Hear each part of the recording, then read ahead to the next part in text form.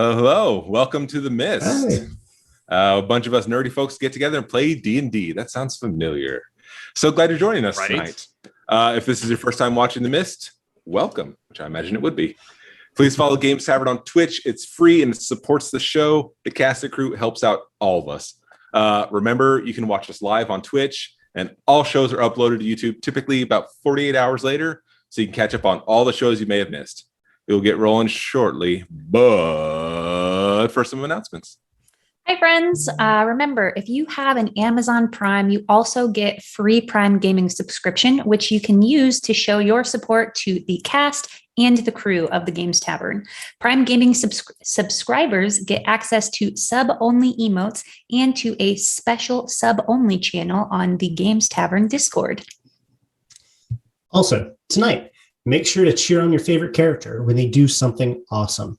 Your bits and cheers show your support for the character, and we love you, our friends, for your support. Your subs help to support the Games Tavern production quality upgrades and help pay the cast, so, we can make better shows for you. And a colossal thank you to Overhead Games for sponsoring tonight's show.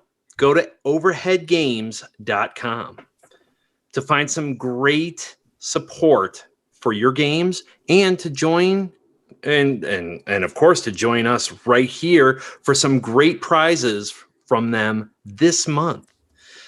They are a creative team behind the Epic Character Generator, an excellent tool for anyone who wants to create realistic character avatars in no time.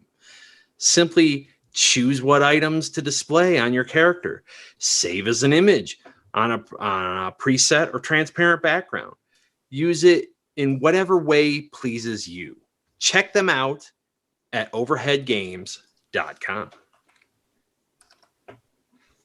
All right. And so you guys know, tonight we are giving away, I believe it's actually a D&D Beyond player bundle. It's D&D Beyond is sponsoring us. And the raffle for that will begin shortly, and we'll continue to take entries until the end of the stream when we pick a winner. And details on how to enter when we hit the break. You have to be a follower to enter, and you have to be present for the staff to contact you and present the prize to the winner. Awesome. I believe some introductions are in order. Think so? Yes. I think so. I'll get myself out of the way right quick so we can get to the interesting people. Hello, I am Bran. I am your DM tonight. I am doing very unfortunate things to all these lovely people. I want to thank everyone for joining me. Us. Hi. It's all about the DM. Daryl. Hi. I'm Daryl Dorsey. I will be playing Brigane, your resident Goliath fighter. Hi, everyone. I'm Jess Wade. I'm going to be playing Bronlyn Gnarl, and they are a tiefling druid and use they, them pronouns. Hi, I'm Kyle. I'll be playing Salem Klein, your resident human rogue. And I am Laura. I'm going to be playing Kura, the human Twilight cleric. And I am Matt Fellman. I will be playing the Elven Artificer, Dr. Errol Ebeshelrel. I want to do a quick shout out to our tech crew hidden away. You can't see them, but without them, we have got nothing going on. So Big thanks, Noah, and everyone else that's there rocking it out. It means the world. Thank you, guys. So now that we have the pleasantries away, I'm supposed to be really mean and evil to all of you. No. Whatever shall we do? So without further ado. Are we going? We're going. You have no say in this. No. Welcome to the Mist. Oh boy. When we first start off, we go down the dark alleys at night in Neverwinter. And we come to Kura, If you could describe yourself. Well, I'm a tall woman with the blonde hair, long, kept back out of my face with 4 braids that go back into a ponytail, bright blue eyes. I wear dark, studded leather armor trimmed with fur and a cloak to match. I carry a shield with the symbol of a moon, very simple, engraved on it. And I carry, well, a few different axes, a battle axe, a few hand axes. And I seem quite comfortable in the shadows where I can find them. You are familiar with these alleyways. This is not your first time. You received a message very recently that brought you here. It's a message from an old friend. There's a very familiar symbol on it, a symbol that is associated with the children of the moon. As you step through these dark alleyways, you suddenly hear the briefest, softest footstep behind you. I turn around. As you turn, you see a familiar face again. Someone that has been with you for much of your life until recently. A tiefling male in dark colors, very roguish attire. He has a exhausted but somewhat pleased smile on his face when you make eye contact. Hello, Corvus. Kura, I didn't know if I'd see you again. He almost extends a hand out to touch your cheek, but he pulls back at the last moment. It's good to see you. It's good to see you as well. You received the message, I imagine. Yes. Have you heard from any of the rest of the band? Not yet. I hope to soon, somehow. I fear that is the problem here. I've been reaching out, and I can't find a single one of them. Blackboot's gone. Thrisk, vanished. I can't find a single one of them. If you had any idea about what happened, did they just disappear from where they normally are? That's the way it seems. Like they simply just disappeared. As he glances away from you for the first time since contact, seeming to follow the sound further down the street. Everything seems to get much darker for you suddenly. You have maybe just enough time to rub at your eye and question as darkness envelops everything you see and hear.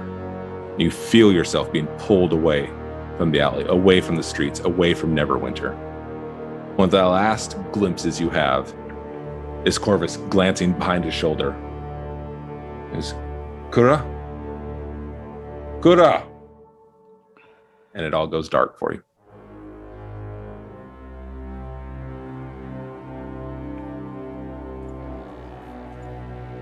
Now we take our way to the Shadow Marshes. Salem, describe who you are and what you look like. Salem Klein is a member of a hunting family. He's typically the tracker, the one who makes sure that the rest of the hounds can get to their mark. Make sure none can talk their way out of fulfilling the deed. Most points in time, though, you can find him relaxing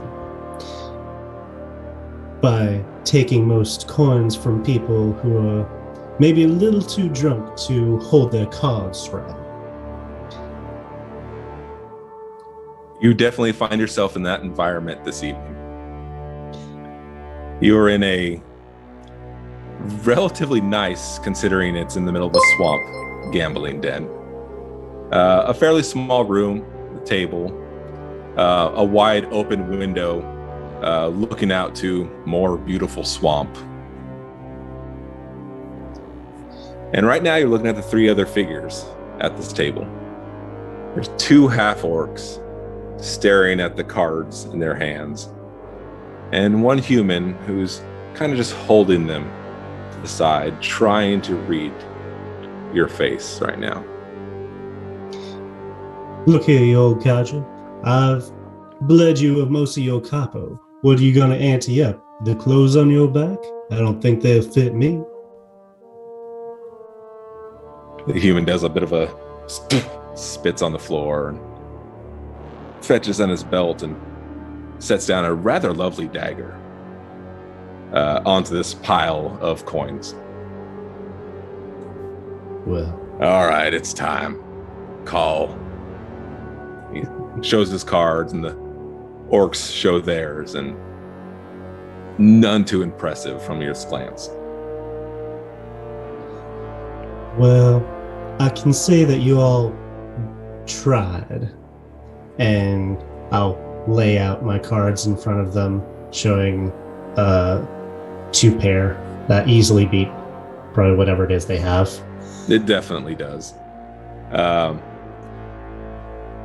orcs, cuss and throw the cards to the table and start standing up. And as you see this pile of treasure before you, the door swings open with a loud slam against the wall. There are three familiar figures to you, of the same hunting club, so to say. The one who leads is a very sickly-looking dragonborn with the green scales, but even without that, he looks just emaciating, just nasty to the touch. Salem, we found you. Well, fellas, it's been a mighty fun night, but that's my cue to leave. I just grab up all everything I can hold in my arms. Probably coins falling out one hand, but the dagger definitely held on close to, and I just book it. Whatever back door there might be towards whatever kitchen or anything like that. Your only option would be to try to push through the three hunters or out that window. Out the window it is then. At this point, the orcs are also trying to grab at you, clutching for any coin that they can. You leap with elegance out this window, and as you ready yourself to feel that touchdown on the ground, it never comes. And you wait just long enough to realize something's not quite, and you just feel yourself just being enveloped like in silk weaving around you. You just feel yourself being pulled away.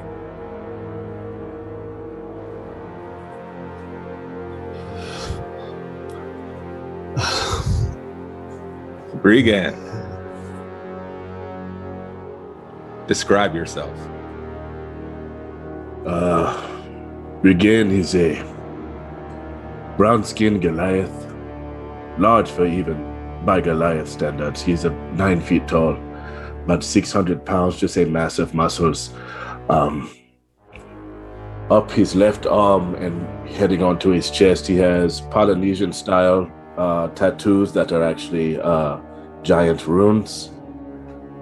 He wears simple clothing, pants, boots, and a looser shirt that is barely even closed, so you can see everything, something breathable for when he's out on deck or in the hot sun. His eyes are over gray, so you can't really make out any type of pupil, and they always seem to have a slight glow to them. You have found your way to Tarmaloon Port. It's in the Windrise areas. You've been hunting someone. you've been tracking. You've been working hard. For weeks you've been on this trail. And it seems like it's finally about to pay off. All the people that you've bribed or intimidated or beaten for information, it all seems worth it now. There's a rather nice inn just off the port. And you know your target's in there. And you've made your way inside. And the only thing standing between you and him is just a flimsy wooden door. I kick it off the hinge. It just shatters to your touch as it ricochets off the wall and just splinters wood. You see that face, that one you've wanted to see for some time now. There's a look of shock in his face. There's a human dressed in very fine, regal, what you would assume a Navy ensemble would be. A nice waxed mustache out and just in the fine coat that glances, that shock. You? No. I've killed you already. You'll find I'm very hard to kill, especially when I'm pissed off. Very well. He fumbles to his side for a brief moment before this elegance of his stance readies. I shall kill you a second time. He pulls out long rapier, and he notices he lifts it. There's a very familiar charm hanging off the pommel. It looks like a little bluish orb, but inside it looks like there's a storm rolling. You can see these little crackles of lightning throughout this tiny orb. I am going to enjoy killing you very, very much. He brings his blade your direction. I bring my glaive towards him. As there's this clash of steel, you are just full fury staring into his face. And you notice he seems to have something crawling up the side of his face as you stare. Just this dark, almost ichor ooze like around it. And you see it just start to envelop him. And your first instinct is, this is a favorable situation. Until you realize it's also coming around you as well. It just pulls more and more. It just starts to wrap over you. And you just feel like you're sinking through the floor. The first thing I try to do as this is happening is reach for that charm that I saw. Give it a try. Give me a dex. Saving or no? Just straight up dex. Straight up dex. 14. By the time you reach out, you already see this black just seem to pull it away from any sort of visual existence. And you succumb. And it pulls seemingly the two of you away and down.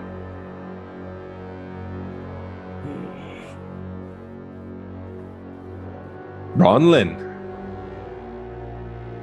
tell us about yourself. Right. So the first thing you notice about Bronlyn is they've got one eye that is red and one eye that is completely white. And they have matching hair that goes along with that. So they have one white braid in the front and then mostly a shaggy red hair. They've got reddish brown skin and they have an athletic but lean build. They've got a staff that they carry around with them in addition to a wolf necklace around their neck. And they've got quite a handful of scars over the body, including some scars on their left arm, on their face from one of their eyebrows down to the mouth, as well as some chest scars. They also wear a, I wouldn't call it a shirt necessarily, but I would call it, I don't know, maybe some sort of scarf that they wear, as well as an overcoat And that is Bronlin for you.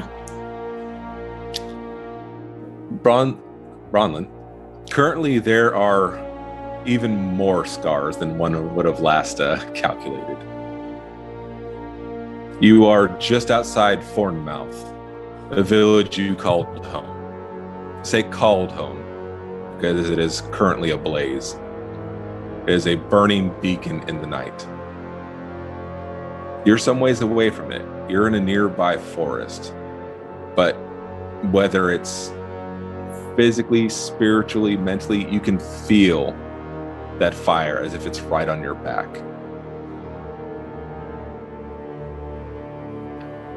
Now, you are positioned right now with silver dagger in hand, coated in blood, atop a werewolf. You're exhausted. This has not been an easy fight on any level. You're sort of holding close, breathing heavily, as this beast just stares with its golden eye up at you, and its clawed hand doing one last reach your direction. My hands are trembling and my lip is quivering a little. Before that hand can make contact with you, before you can react, you hear what sounds like the rush of 1,000 birds. As slowly that heat from your village ablaze is replaced with a cold dampness to your back. And again, your vision just seems to envelop into grays, and you're pulled away from these woods. Hand tightens on my dagger. All right. Everyone, if you would like, feel free to get to battle map 1. Did we introduce the doctor? Yes, Oh. For the four of you. That's a good sign. For the four of you, you slowly come to consciousness. You don't know much except that there appears to be solid ground underneath you.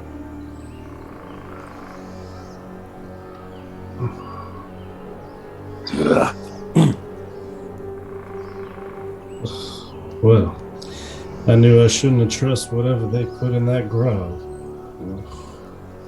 Where are we? Where am I? Who are you? Is what I'd like to know. Where the hell is he? As you glance around, it is rather difficult to see. The thick mist and fog cuts your vision in half. Given the strange shapes and colors around you, it definitely appears that you are in a forest. But short of that, there is no real dignifiers of where you are. Are we close enough to each other to see? You can see each other. Okay. As you somewhat come back to cognizance, all of you see a familiar color move around you. It sort of does a slithering motion. It's a thick fog of grays, and it's just weirdly shaped how it just seems to crawl up over itself as it does. Stopping very near you, it seems to almost open up like you would expect a snake or a serpent or even a dragon, as it just seems to pry open and almost regurgitates a figure before you. My axe is coming out. Drops it in front of you. My glaive is ready. Doctor, what state do they see you in?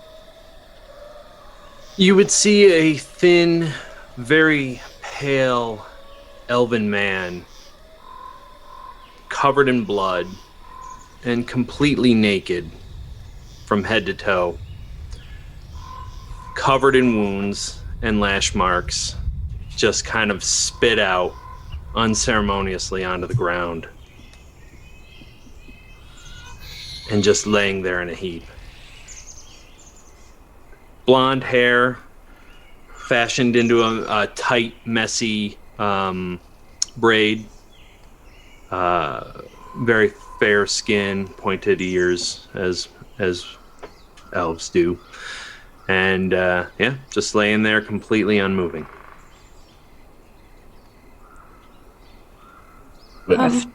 After looking at him for a moment, I'm going to put my axe back on my back and crouch down and touch his shoulder and cast Cure Wounds. After looking at him for a moment, I do not put my glaive away. I simply stare daggers at this naked man. 4 points. Ooh, all right. I start to wipe off the blood off of my dagger and kind of look around at everyone. Does anyone reckon? Does anyone know where we are? What this is? No. Y'all ain't from my family, so I feel safer already. Can't say that I know where this is, but my name's Salem Klein. Pleasure to meet you. Bronlyn Gnarl. Again, stone built. Kuraya, not starter. Did things get foggy for all of you just a bit ago? It did.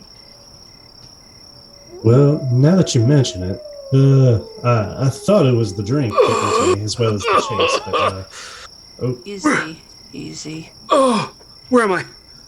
Who are you people? We don't know, we just met.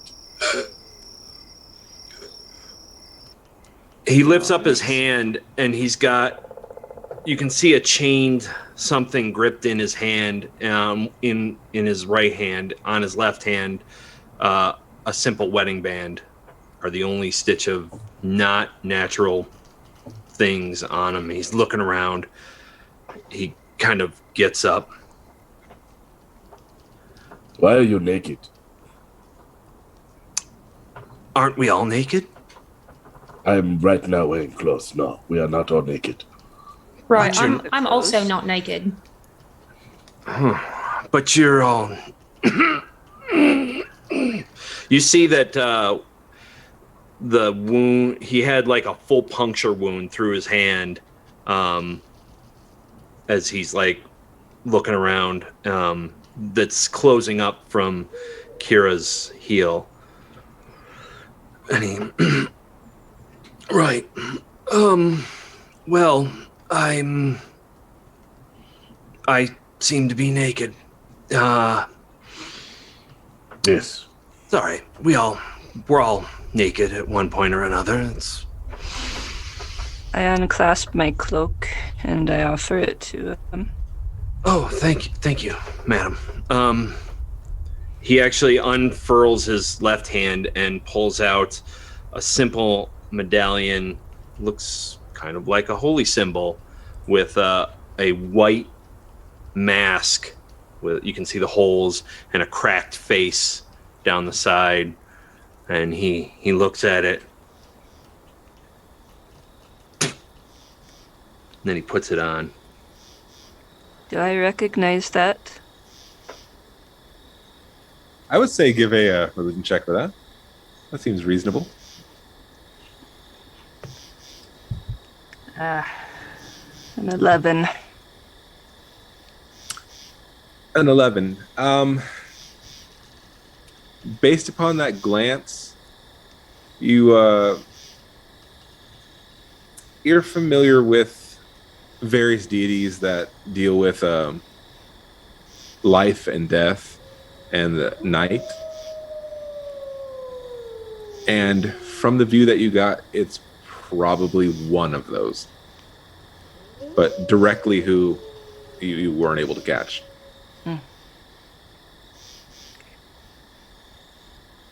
So, am I here? Why am I here? That is the question of the day. I was about to kill someone. No, I was about to kill someone, and inky black stuff came all over me and this person, and then I woke up here.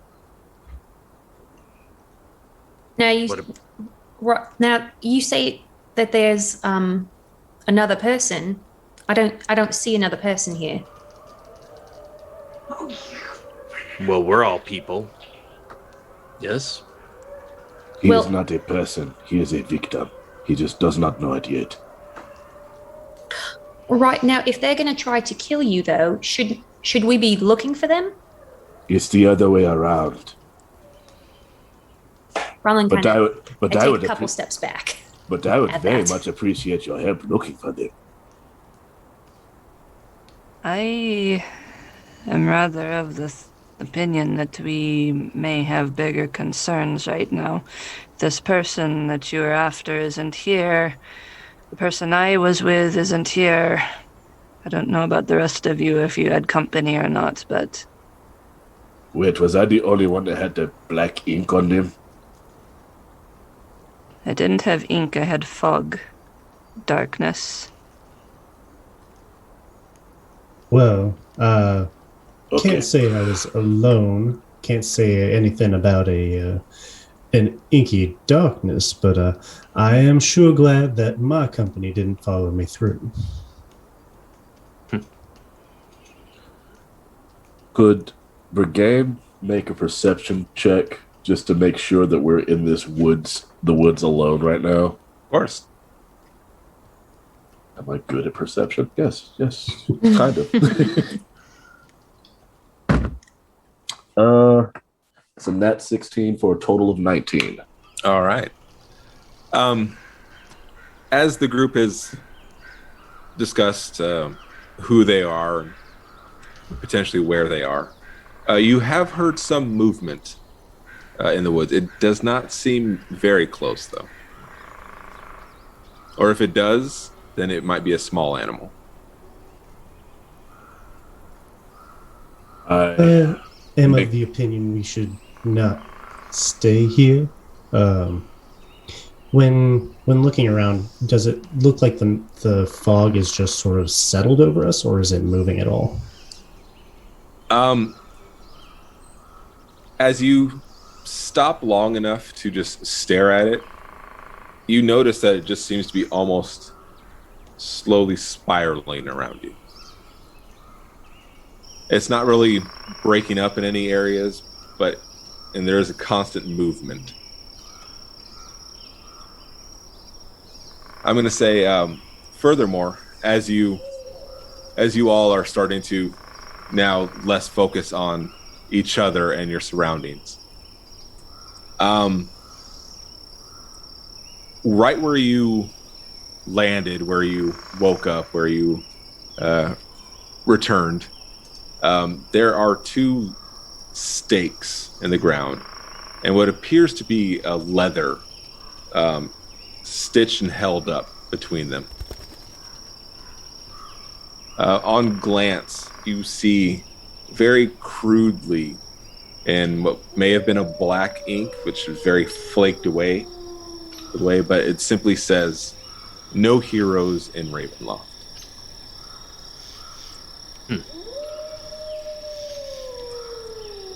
Well, that does not seem like a good sign. You reckon that was meant for us? I wouldn't necessarily call myself a hero. Does this name ring a bell for me out of my studies? Give me a history check. That's a 3. Nope. Nothing comes to mind. What? So, Am I to understand you all just showed up here? Yes. Suddenly. As you did, yes. Yes. Well, I can't be certain, but I don't think we were spit out by some plant thing like him.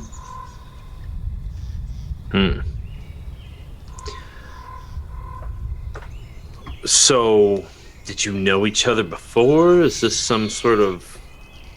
If this is a trick, it's an elaborate trick. I've never met these people before in my life. Same. Me too. Nobody knows of this Raven Loft. No. I'd like to think about it real hard for a second. right. Try to see if there's throughout my several hunts for the house of Thrash, if that has been talked about by anyone in his hunting parties or any one of his marks. Give me that history check. Oh boy. Sorry. Go ahead.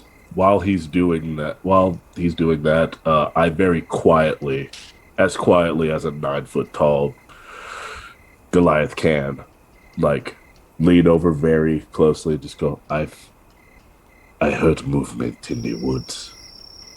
Whether or not it's far away or if it's just a small animal, I am not sure. But something is out there. I slowly, without making it seem like, keeping it cool, playing it natural,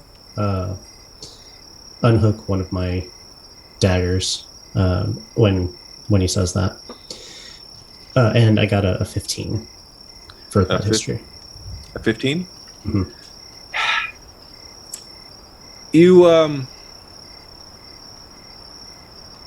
You had at sometimes people going to the hunting club, the family, suggesting that their mark might be in Ravenloft, but no one of the family would take any offers. With that prefaced, they were laughed out or, ridiculed away. Well, to answer your question, can't say I heard too much about it, but it seems like a place that the desperate go to hide, a dangerous place. Best be on your guard.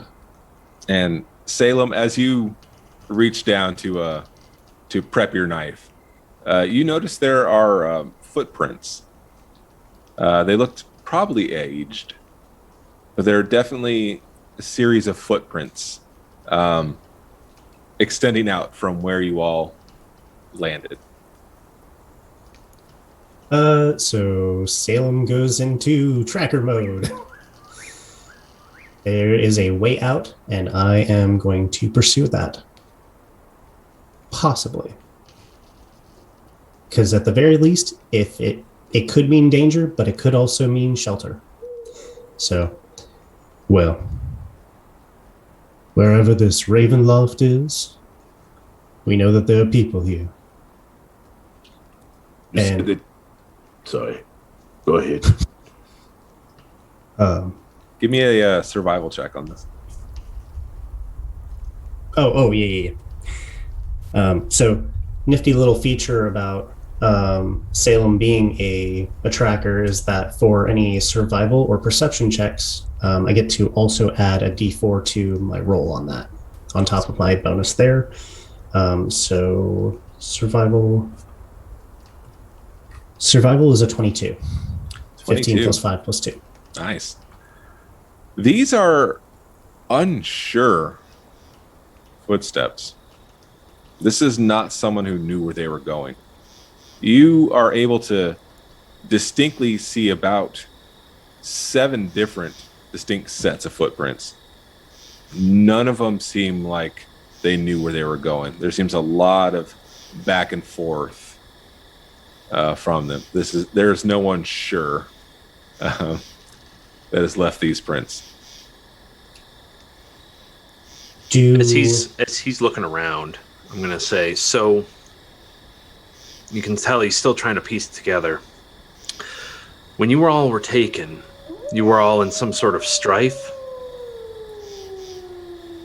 I nod.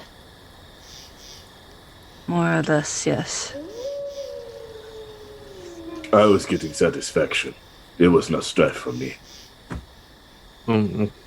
As you are a big fellow, I don't doubt that. No, you're just very small. That seems very coincidental. I'll follow behind the tracking man. Right now, it's not a whole lot more than concentric Just pacing around in circles. circles, yeah. Brigand, Yes. do you hear that sound further? You hear the rustle and the snap of fallen branches again. It seems closer. Or maybe a medium-sized animal. The people that are making noises, I immediately put hands on their shoulders, and then I whisper quietly to the group. There's something out there, possibly watching. I would be on your guard. Naked man. And I bring out a hand axe and I flip it over and hand it to him. In case you need to defend yourself. Yes, I've used one of these. And I'm assuming for me a hand axe is probably Yeah, yeah. I'm like, My hand axe is actually just a battle axe. I just hand it over to him. yep, I can use this. It's a small one. I take one hand away. Yep. Come on, man, it's a throwing axe. Oh, I've got this. I can. Just stay behind me. Do you prefer that? He lowers the axe. Yes, Okay. Sir. Okay. What is everyone else doing during this?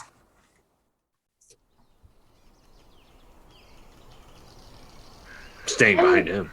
I'm getting just a little bit closer and kind of looking out and just scanning around to see if there's any break in the mist. Just kind of looking for whatever way we can get the heck out of here. Give me a perception. You got it, dude.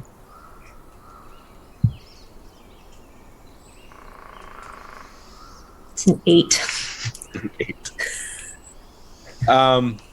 You're not spotting a direct out at this point. I'm going to say in your peripheral glance, you did notice, however, there seems to be a couple of simple weapons laying on the ground near you. I'd like to go and look at them. All right. As you do, you see, as simple as could be, it's, a dagger that just seems to be dropped in the ground. You can see that impact where it hit the dirt. And I'll say on a closer inspection, you can see those panicked footsteps away from. And this isn't as much of a whisper as I can muster. Right, friends, did anyone drop the weapons over here? Or do you think that these are the other people that were drawn in who disappeared? Come and take a look. There's some weapons over here. Naked man, perhaps you don't want that axe. Perhaps you'd like this dagger. Oh, thank you very much. And I hand it back to you. Hey, there you go, sir. Okay, I put it back in like my hip holster. When they say that, someone's like, let me quick inventory. I have all my knives on me. Count 1, 2, 3, 4, 5. Okay. Brigade has not stopped looking in the direction that he heard the noises coming from. By the way. All right, give me another roll on that. I'll even allow investigation if that's better for you. Which I imagine it wouldn't be, but you could have had a wild hair and went, yeah. Detective is what I'm feeling. Oh, that is hilarious. Oh, Detective Giant. That's another 19 Nice. for perception. As you have zeroed in, you're pretty sure where these sounds are coming from. There is a sound you're not quite familiar with, as far as belonging to any sort of animal. As you just stare into this mist and trees, you hear at least 2 voices. It doesn't sound directly human. It's a lot more guttural and scratchy than that. It's just sort of a... and then a response from the other side.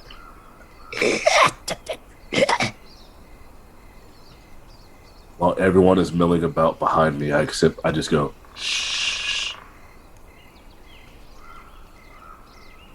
I'm going to very quietly come up next to Brigane.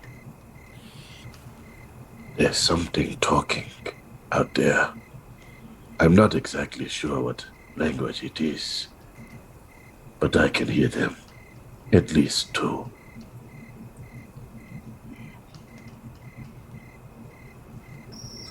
Do we want to run, or do we want to fight? Run where? Exactly my point. Reckon we should stay and fight, friends. I don't think we should do this alone. I think we should band together. Well, I've got 3 votes. I'm all for running. Running is good. Running keeps us alive. Running could get us more lost. Running off into a blind space of woods, especially. Naked man, you should stay with us and fight. As Sid Stay in the back. Mostly because you are naked. You don't want something to get caught and pulled. You don't. It would not be good for you. Listen, I'm not naked anymore. I have this fine cloak given to me by the lovely lady there. Naked man, you're basically still naked. Yes, what is your name? I'm sick of calling you naked man. No. It was funny at first, but now it's starting to catch on. Well, you could call me Doctor. Okay, Doctor. Stay behind me. Don't run away. All right. That's fair. I will do that. Because if you run away, I cannot help you. That's good. Salem, what do you say? Will you stay with us and fight? My inclination is to not meddle with those you don't know. However, I hunt with a pack. And y'all are the best choice I've got for survival right now. Well, every good crew is based in democracy. So, shall I announce that we know that they're there? I don't think we've been too subtle about it thus far.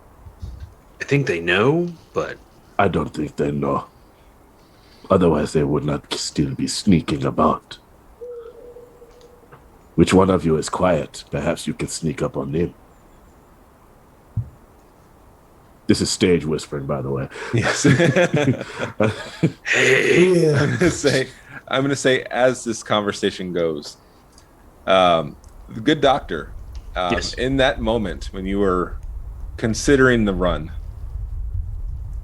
and just instinctively when your eyes, did that scan, from that direction, you start to see a figure from the mist. It's kind of hard to get a beat on it as it slowly creeps. It seems to be the same color as.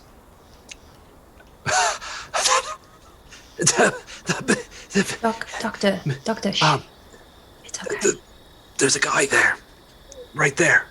Or lady.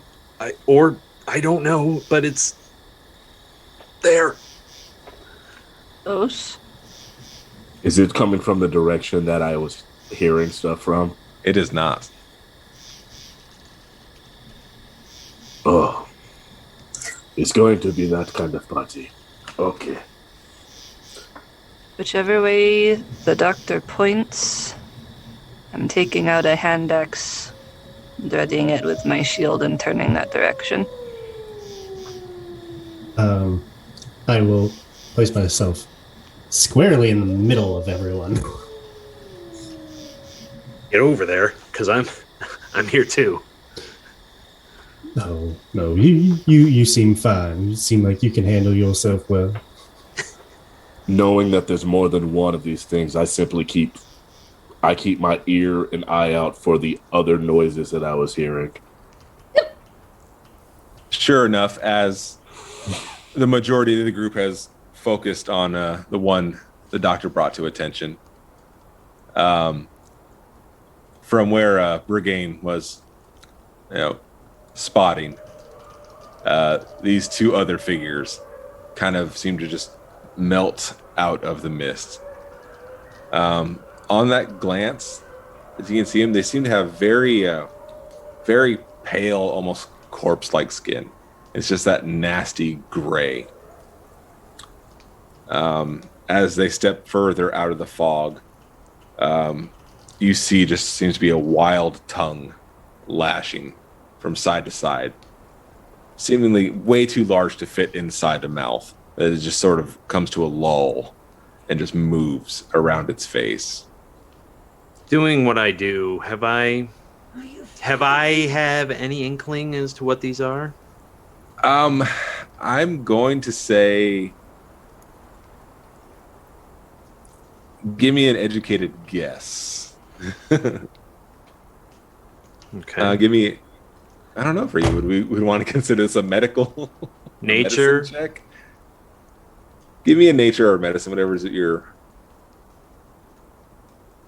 21. 21. You you go into your doctor vision. You just stare at the one that is kind of stopped in front of you. It's sort of rotating back and forth, but it's not really progressing on you strongly. Given the solid skin, given its coloring, given the new scent that's coming to the area, there's definitely that reek of decay. It kind of, it hits your nostril fairly familiar, and it just almost takes you back a bit. Steel yourselves, my new allies. These are not of the living variety of folk. They are feral undead. They might have contracted a disease. I've seen this before long ago. That don't let them scratch you. And as he says that, he's like shifting towards where they're not back here. Like, make sure they don't scratch you, or you'll lose all mobility in your limbs to defend yourselves, and then they will eat you. Hearing that, Salem's gonna let one fly towards a dagger fly towards the one towards the bottom of the map. I don't know if we want to call that south or anything like that. But South will work. Yep. The one by its lonesome. All right, go for it. Coolio. Just make sure I get that. So that is going to be 11. 11? Mm-hmm. Given the distance of it, and it's still barely colored like the mist, the knife just sails just a little to the right. It does not connect.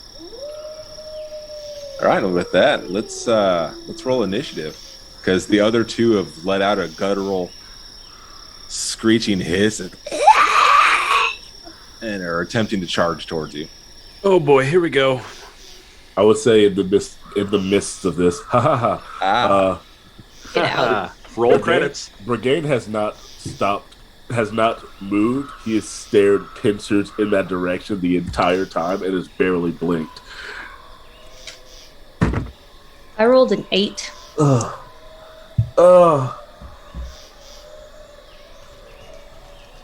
Salem has a 14. You're very focused, Brigade. Very focused. It's just initiative. You'll be fine. You'll be fine. Oh, when it's my turn. Yeah. Yeah. You'll be fine. The doctor got a 19. 19 the doc. I'm going to use Vigilant Blessing to give myself advantage on the initiative roll. All right.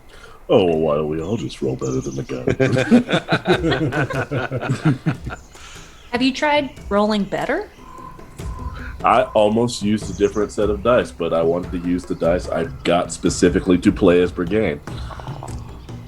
I got an 11. 11. To be fair, it is not super difficult to roll higher than 3. Called out. You know, I'm basically built like Brigade in real life, man. How comfortable. Catch me first. All right, Doc, you are up.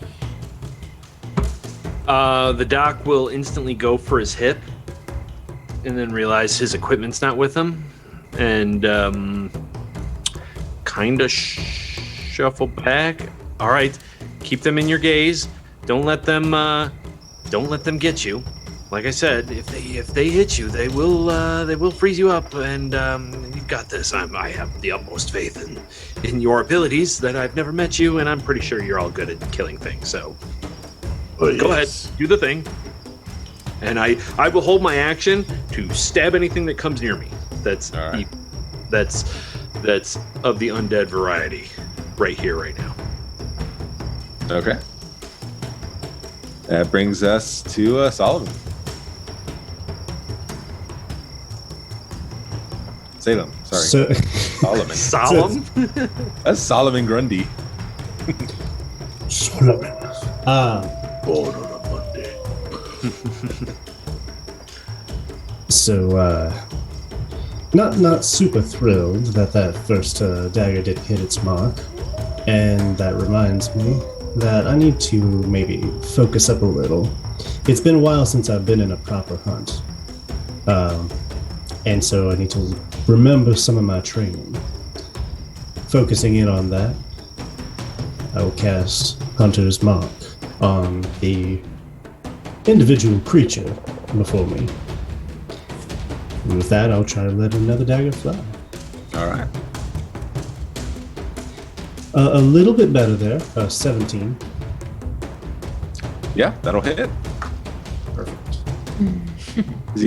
As you flex the muscles, now you've stretched out a bit and really nailed your target. You just let it fly and just sinks somewhere into its abdomen, sort of sticks in the belly.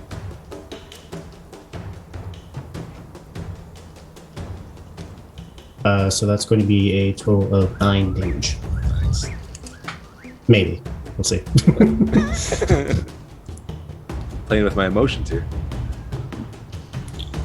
Bravo, good sir. Bravo. I think the maybe was for you, Brad. Yeah, no, that's how much I rolled. Then okay. Yeah, no, that's how much I rolled. I'm more that he's so dagger dead, and me as a player, I'm like, that sinks deep into its stomach, its belly. I am a fan of that. All right, Kura, you are up. Right. I'm going to close the distance just a bit. Get about here. And then I'm going to throw the hand axe at the uppermost one there. Gotcha.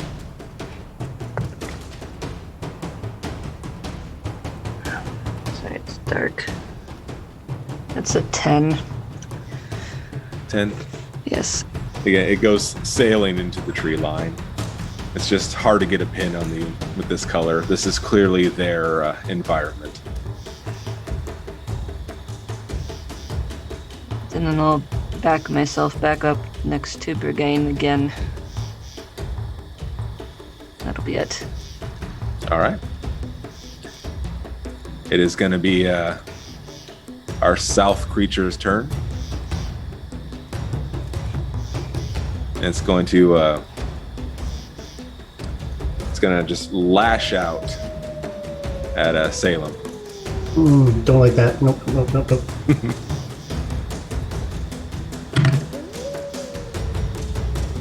That would be a 18. Yep.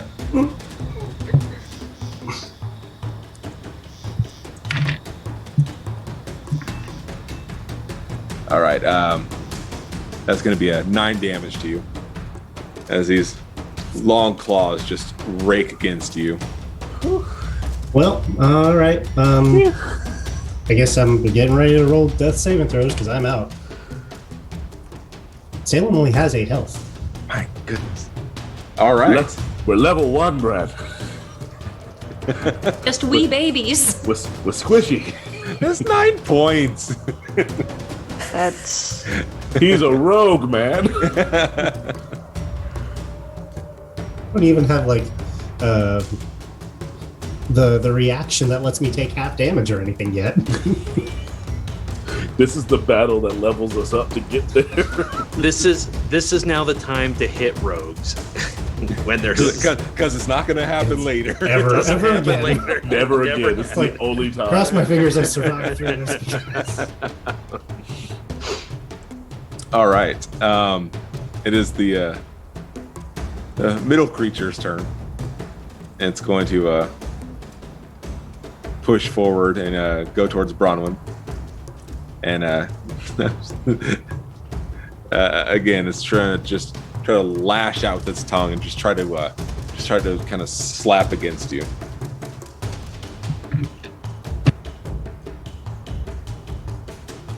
$15. The hits. Oh boy. TPK. Running is always an 7. option. It is yeah. 7 damage on that. You know, we're broken, but we're still here. All right. Brigade is prepared to carry 2 bodies. All right. Unconscious or conscious. And it is now Bronwyn's turn. Well, I'm freaking pissed. So I am going to create a bonfire right beneath its feet.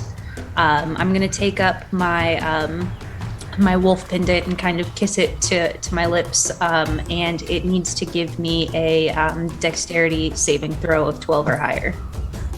All right. It does not make a 12 or higher, so. Excellent. It takes 5 flame damage. And if it does not move out of its turn, or if it does not move out of the bonfire by its next turn, it'll need to do that again or take additional flame damage. Okay. The way you initially phrased that when you said you kissed your pendant, it sounded like to me, my brain processed that as the pendant needed to roll a dex save. That too. It got a nat 20. Cheeky It totally pendant. hit. Yeah. And that's my turn. As you cast, and there's just suddenly this fiery structure just landed where this creature was.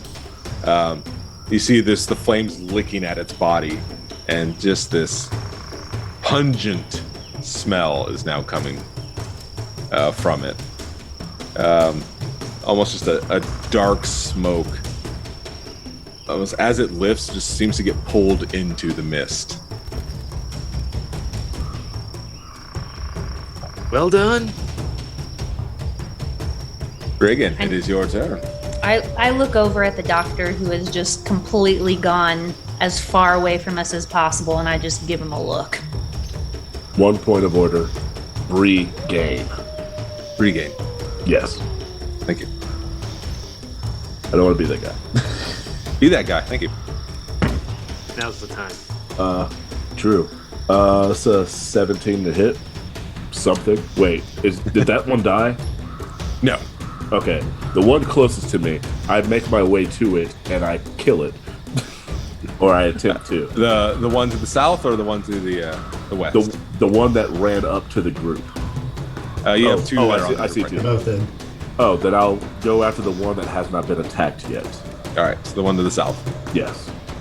The one Actually, that's both have been attacked, so Yeah, Salem, the one Salem that's hit it. licking the rogue. everyone's licking the rogue.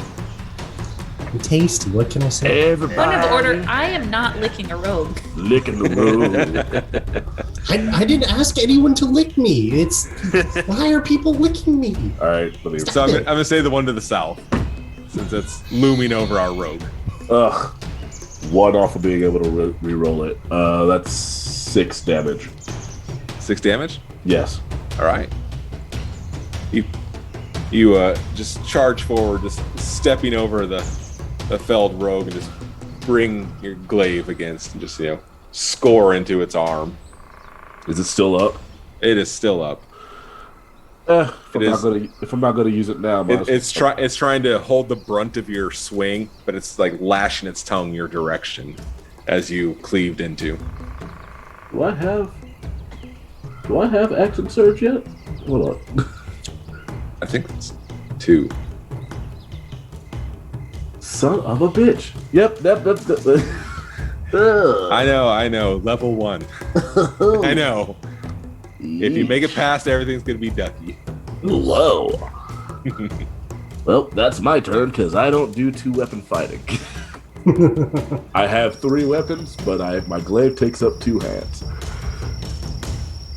The other one is going to cautiously move forward, but not directly interact with any of you. That brings us to the doctor again. Okay, so Ooh. Okay. All right, I'm gonna run up here. Oh shit! And I'm gonna grab the rogue's feet and pull him away, like pull him back to about, well, probably about here-ish by as Give much. me a athletics. Oh no. Okay. Boo. Here we go. 0. Oh. I guess you found what one of my 8s were. Yeah. So I try to pull.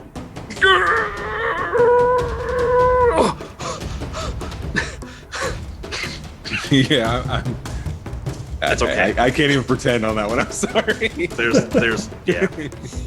It's Jesus, he's heavy. By the gods, he's heavy. It's been a while since you've dragged a body anywhere, so.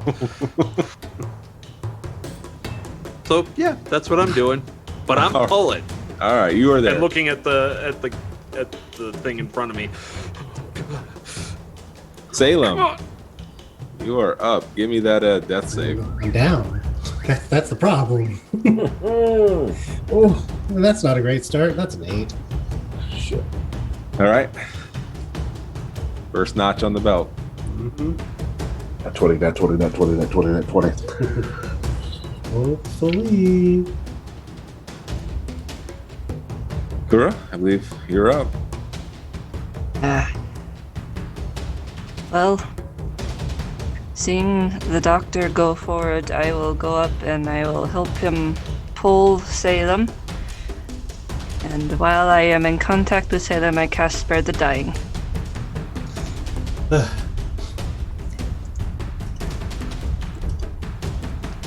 So you are stable. Teamwork makes the dream work.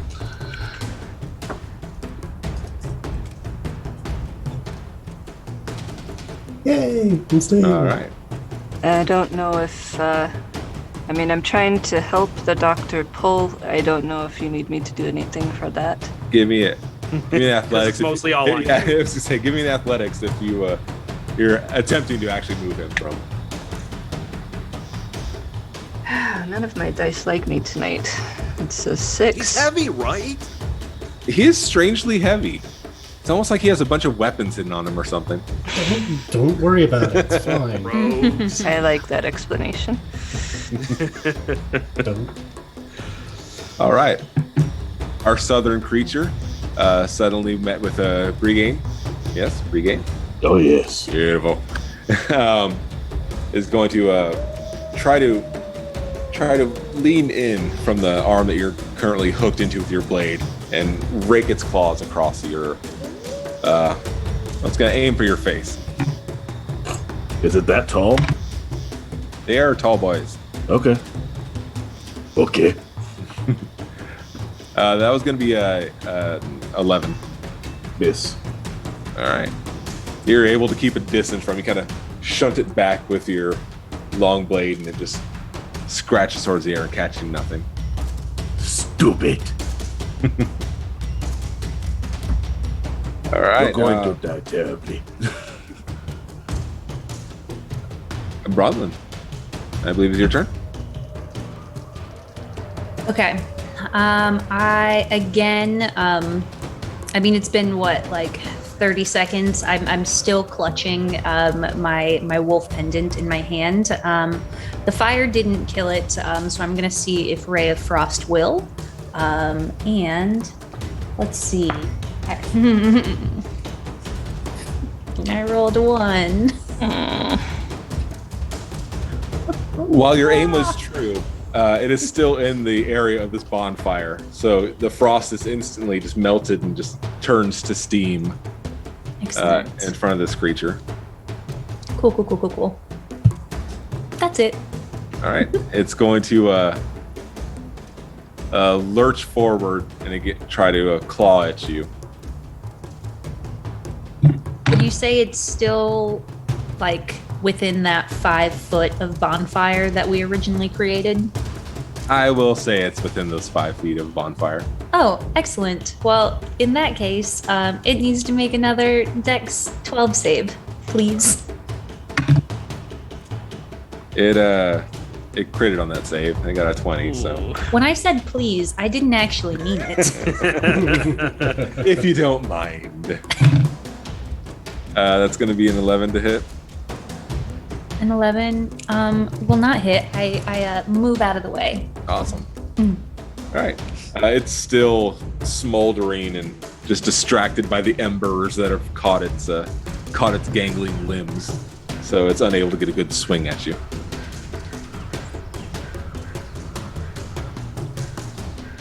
All right, and Bregain. And I only do one thing right now, so I'm going to hit it again. Hit it again. Hopefully. Come on now. 16 to hit.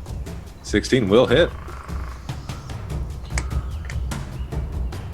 All right. Do better. That is better. That is better. That is 9 points of damage. Nice. Yeah. You, again, after you shoved it away for its original attack, you just use that momentum to just swing. Again, just cleaves into the side of its face. It is still standing. Oh boy. Yeah, we're going to have to run. Oh boy. Run? I can do that. I've got one attack, man. My attacks are wallops, but I've done 15 points of damage. As we mentioned from our smoking creature, that the smoke stuff seemed to have flown into the mist. From that direction, you just hear a loud thud sound. Just the sound of pounding into the earth. Boom. Delay. Boom. Boom. What the hell is this? Suddenly breaking the tree line is a massive, your first instinct would be something toad-like or frog-like. It's bipedal as it lands. It lands on its 2 legs, but it just towers over you lot. Holy shit! As it just kind of does a quick leer over the field it plucks up the one that had been encased in the fire and just hungrily jams this creature as much as it can into its mouth and just struggles to push this fighting creature just into its gullet. Right, I think the doctor was right. Yes. Wait, we can't. Can we pull him? No, he's heavy. Again, Yes. could you please carry Salem? Okay. Hanging by my belt loop.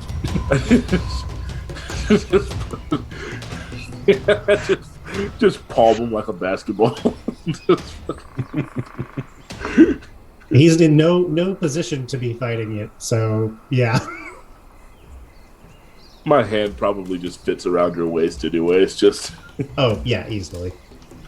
I wrap her Kira's cloak around me. And, all right, let's go. Run. Everyone going to attempt to run and get out of here? oh yes. Yes. All right. The creatures, after watching one of their fellows being just jammed into this maw, their focus on you seems to have waned a bit as they're sort of calculating whether to attack or to flee. So I'm going to say with that, you have a pretty good opportunity to slip away. The giant creature, just with, those last remnants of leg hanging out the side of its mouth, is reaching for the other creature that wasn't quite able to fight or flight quick enough, is attempting to now mash that one inside as well. Can have him. It can have them. I am completely okay with all of these. Right, so we should go to the north then, yeah? Why are we still talking? Why are not we? All right. So all of you use this opportunity to make your way to the north, away from this field, away from this site. And with that, I believe we are going to go to a break time. Break time. Yeah. Only one of us. Welcome to the food chain. Yikes. I don't want to be at the bottom. I don't like it here. And I'm naked. Oh, you lost the cloak on the way? No. I mean, just Not of. what's that? We got some announcements. Oh yeah, announcements. Oh, make sure you're registered for the giveaway. Yes. Make sure you're registered for the giveaway. I think you do exclamation epic to sign up for the D&D Beyond player bundle giveaway. Anything else? Are we doing I think that's it. I think that was it. I think that was a It's a- noble one. It's a pretty damn good It's our giveaway. first stream. We're doing great, y'all. We're doing Enter great. into the giveaway. Stick around. We'll be back in like 10 minutes.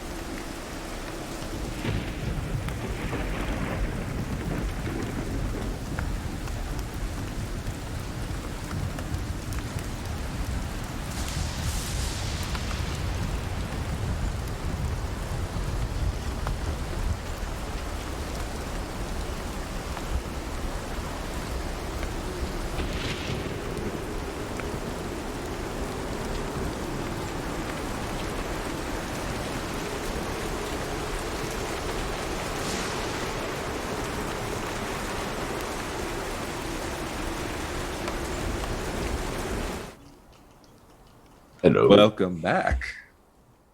We were just here talking about the wonders of D&D Beyond. Ooh.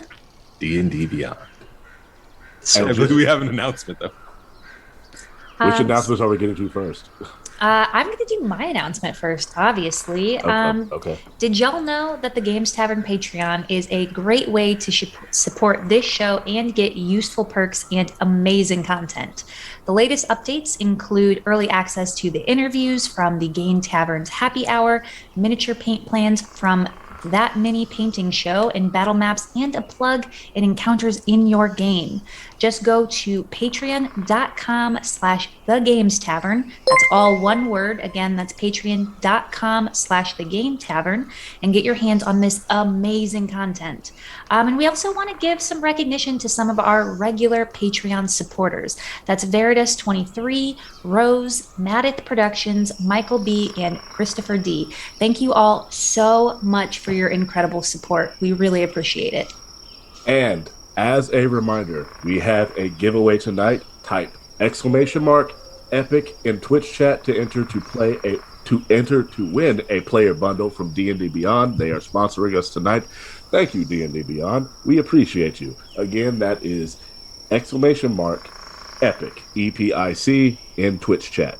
Thank you again, D&D Beyond. You are so great. All right, my little fleeing rabbits.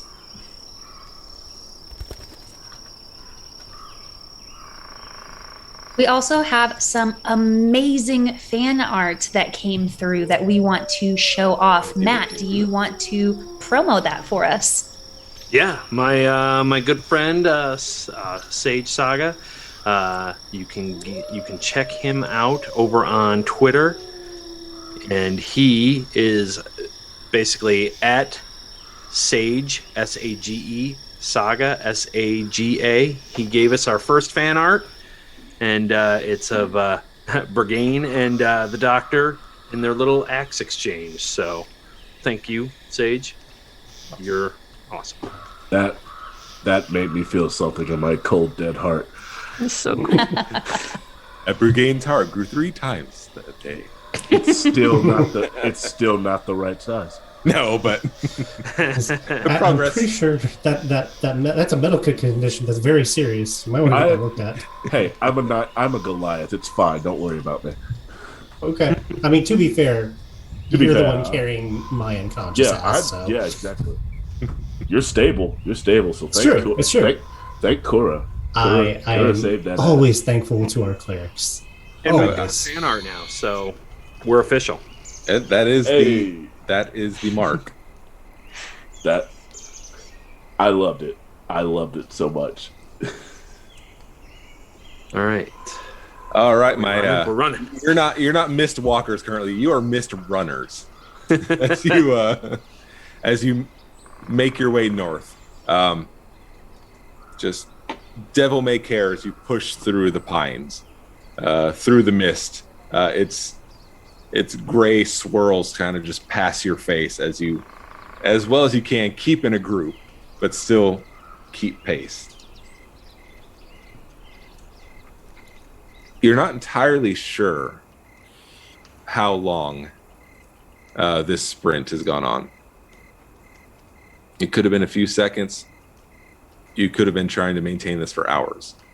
It's really hard to tell here. Now, I have 2 questions. Please. 1, what the fuck was that? And 2, how long have you been running? I'm literally exhausted. This is ridiculous. You're exhausted. You're tired? It happens to Yes. those of us half your height, Bergane. To be honest, I'm very surprised that you have the stamina that you do, friend. You are large. Yes. That is why I have more stamina. I suppose. I guess. Wonder if it's a direct correlation from your size. Let's see. If you had lost half your muscles, I wonder if you would not be quite as... If you could haul around the skeletal frame that you have within your body, it would Friends, the more we talk... I think we are getting off topic. Yeah, sorry. I apologize to Cora. Sorry. No, don't apologize to me. Apologize to everyone trying to talk and run at the same time. Wasting energy. This is... He's carrying one of us. As the conversation thickens amongst the group, those leading the charge suddenly realize that the soft squish of forest floor is no longer under their feet, but it feels like a hard gravel path. You feel like you've reached road. Oh. And that would bring us to map number 2. You don't have to be here. This is just where you are.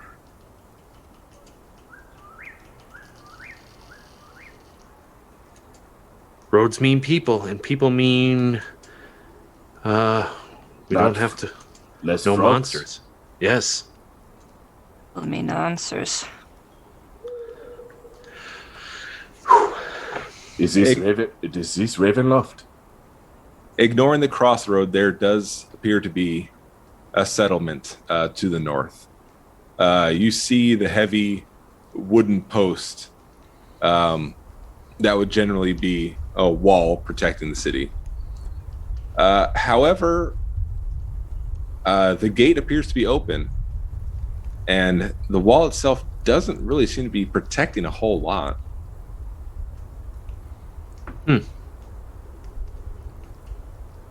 Hands on knees, completely out of breath.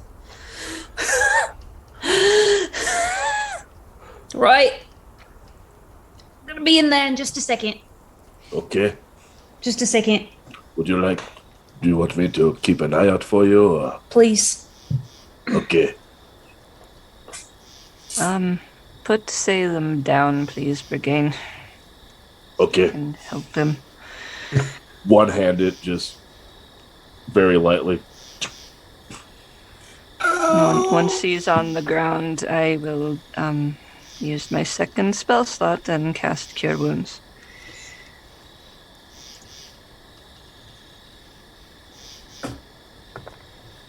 Can a character cast Cure Wounds on themselves? I believe so. Yeah. I too will cast Cure Wounds on myself. Salem, you get 8 back.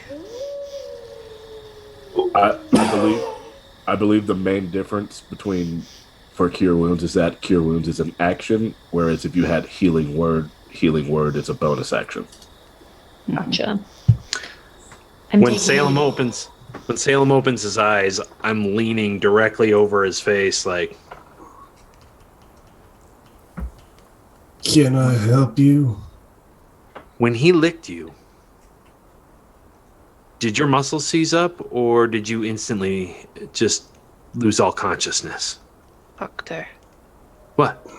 would you please give him a little space? He just woke up. Also, yes, you're a doctor. Why aren't you helping him? I don't have any of my equipment, my tools. Are you going to hit me with that, oh, I'm not that kind of doctor? Is that what you're going to do? I'm absolutely that kind of doctor. I just... You heal people? Yes. Among other things. When he says that, Okay. Bronlin's eyebrow kind of raises, and I take a step back. I don't like the sound of that. But I need my equipment. I need to... I brew different elixirs, boosters, energy, giving things that I have to concoct, but I don't have any of my stuff, obviously. So things you would need when you are not a naked man wearing a borrowed cloak. Correct. But hopefully this village means clothes, Possibly. and equipment that we might purchase or it's overrun with a bunch of those things that we just saw. Who knows? Yes, let's hope not, though. Gods forbid. I hate to be fatalistic, but we just got sucked into a hellscape, so expect the worst. I Hope look for the around. best. It's not the worst hellscape I've been in, but Oh, that Regardless. sounds like a story. Well, so anyway, should we go in? I Please. seem to have caught my breath. Thanks for waiting for me, everyone. Would you all prefer for me to go first, since you all seem to be a bit out of breath and life? I think we're all right to go ahead together. I mean, just lead the group. yes. Yes, please. Yes. I would say that the doctor and Salem should definitely stay behind me. Just That thing sucker punched me. It won't happen again. okay, sure, okay. With that, Anyway, yeah. With that, we're going through, and Salem's kind of got his cockles up and is on hunt mode again, kind of trying to see what's going on with the settlement. Are there people? Is there any sign of life whatsoever? So as you step through the gate, you instantly recognize signs of life. There seems to be a simple village doing its day to day. You can see people in the streets. You see, people at work. More so than that, you recognize, you can even just feel it off the bat that as soon as you step through this gate, the cold moistness of the mist does not seem to cling to you like it did prior. Okay, so the first thing we need to figure out is how to get him a set of pants. Yes. The entire time you were running, man, it was. Were you looking? Well, I mean, I was making sure you guys were keeping up. Yes, I take care of my crew. I had Now far you're more. my crew. I had far more other things to worry about, like large frogs eating me, than to worry about keeping her cloak closed. Do we see people? Have people noticed us? Are we being watched? As you've held this conversation, from the building to your immediate right, a large, friendly-faced fellow stands out by the steps and waves his, thick fingers at you. Oh, hello there, friends. Come on in. Come on in. Thank you. Where are we being beckoned to? Is it a home or a shop or? On glance, it seems to be an inn. You see a wooden sign over the door, simply stating the Sanctuary Inn. The Sanctuary Inn. All right. might you be able to tell us what town we're in, friend? Is this Ravenloft? Oh gosh, no. Oh, this is Starfall. Starfall. Okay. And where is that exactly?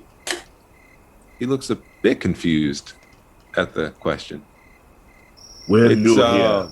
It's right here. Here's Starfall. But now where is here? What country are we in? Is this part of the Menagerie Coast? He looks perplexed by these questions. Maybe it's not the questions that's perplexing him. It's the naked man in the cloak that's perplexing him. Oh, geez there, fella. Hey, we can get you set up if you need some new bibs. Yes. Yes. Thank you. Great. He's flipping and flopping all over the place, please. A question, Bran. Please. We have all of our gear and everything, right? It wasn't just, we kind of had our weapons and that was it, right? You'd have your starting gear. Yeah. Perfect. Okay, so now that we're not in immediate danger, Salem will grab the doctor by the shoulder. I think I got something for you. Now that we're in a pseudo-safe space, give me 1 second.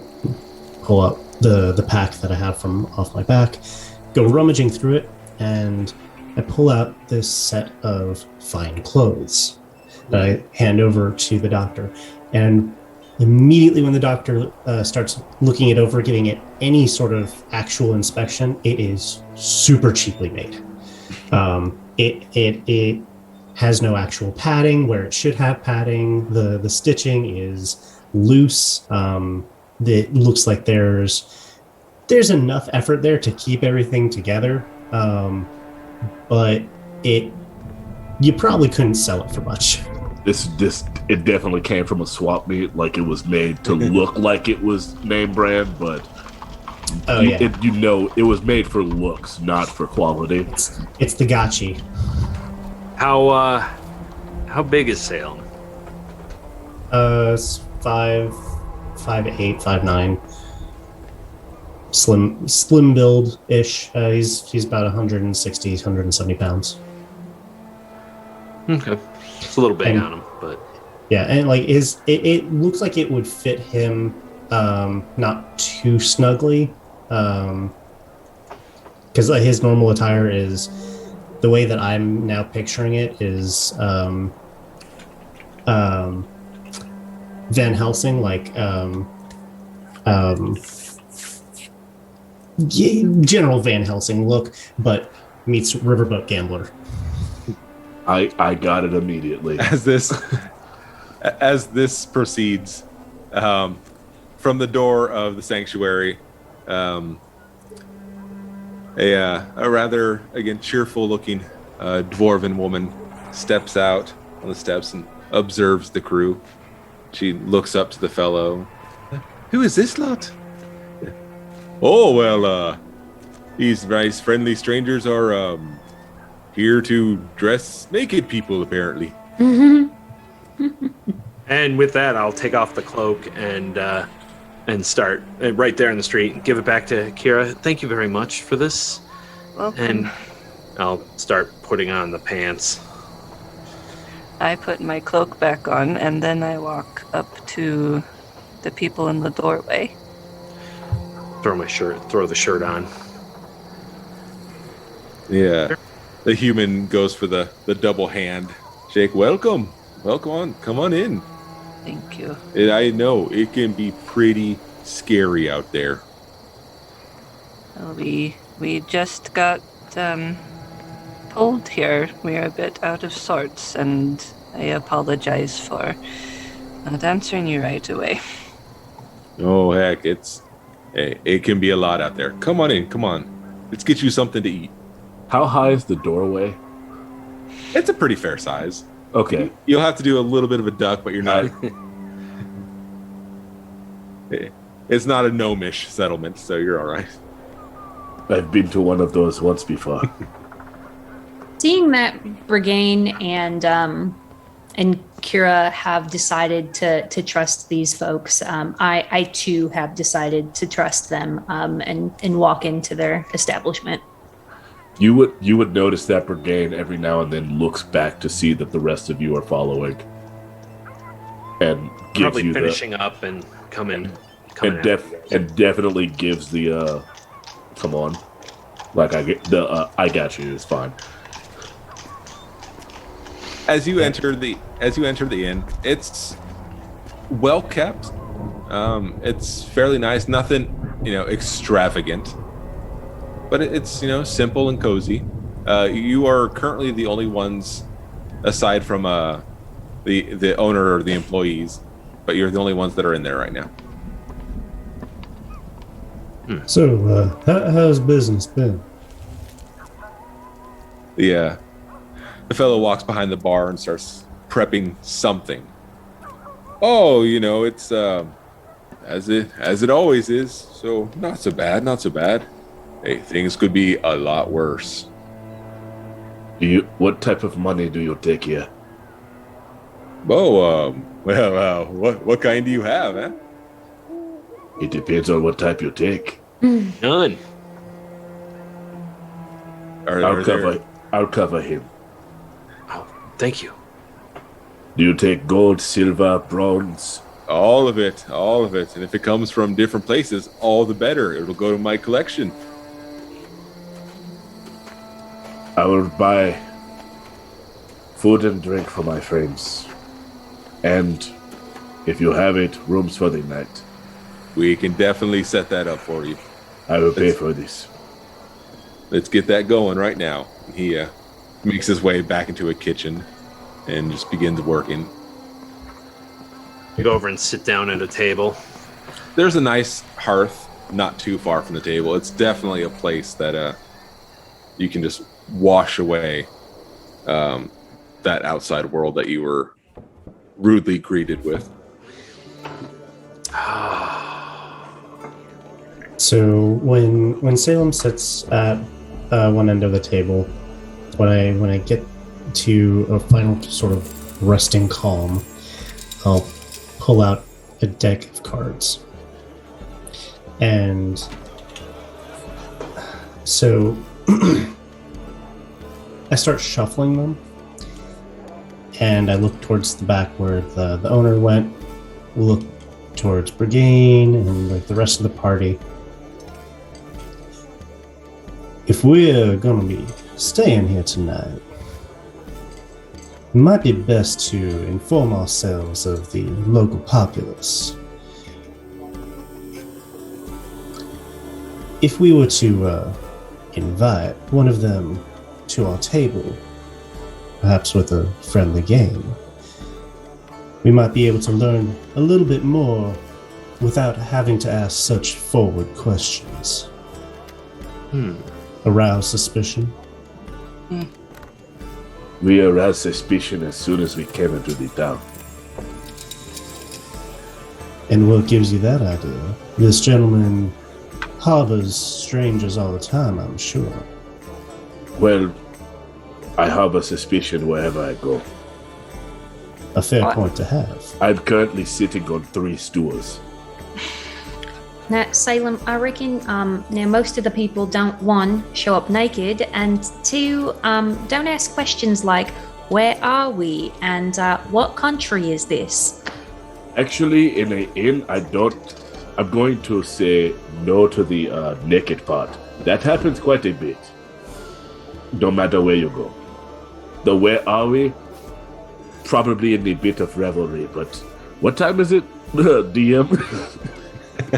What time does it appear to be? You cannot tell. Oh shit! It's dark. It's overcast. It's either in the middle of the night or midday, and very dark and very overcast. Being that sort of cleric I am, can I get a sense of it? I'm going to say it takes a lot of effort for you to just focus and get a good feel. There's no direct glance at a sun or a moon in the sky. I don't like that.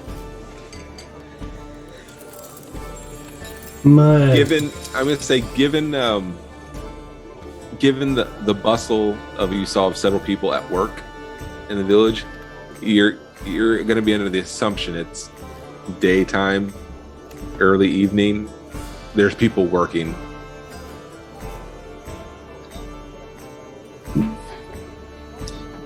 Did he ever give me a price, by the way? He hadn't yet. He was so happy to rush off into the kitchen, which he does return, before long, just setting out plates of food. Just these thick sausages and, breads and cheeses and everything. He sets out a fairly feast before you all. I asked for 1 whole chicken. I can do that. You can, without even, breaking pace, just runs back into the kitchen. I grab the nearest goblet and I raise it up to Brigane, give him a nod. Drink it. You'll need it. I did look at the one that got knocked down, Salem. And I don't say anything, I just look at him. And this is just for Bram, the DM, just to let you know what Brigane's thinking. He reminds me sort of like one person from my crew. Gotcha. Just very slightly. Especially when he broke out the cards. I'm looking at him as he's cutting the deck and shuffling, and I would ask, so what's your game, friend? Do you like Gambit of Ord? Maybe Crick's Queen's Call? Played a bit here and there, though I prefer Dragon's Tooth. Not sure I know that one.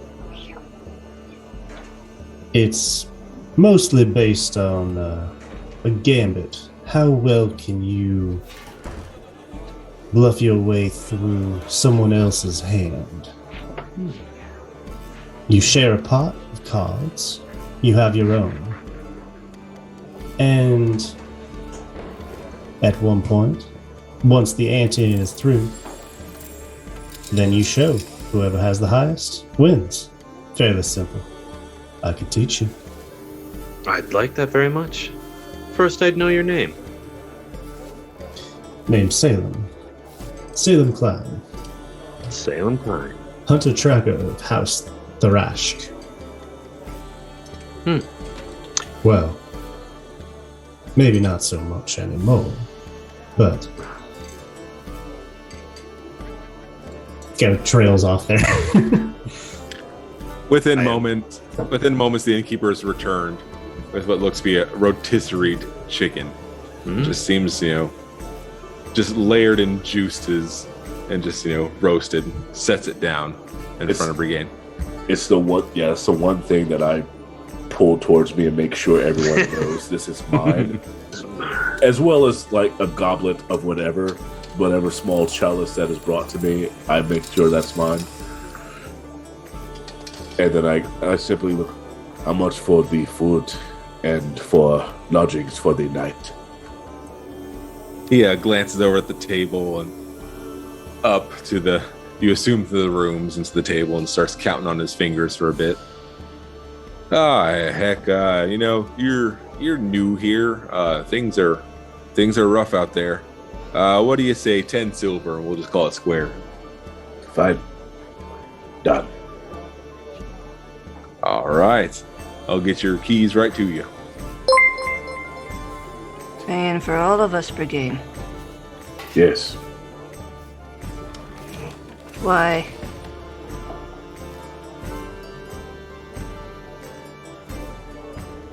You need help, and I can help you right now.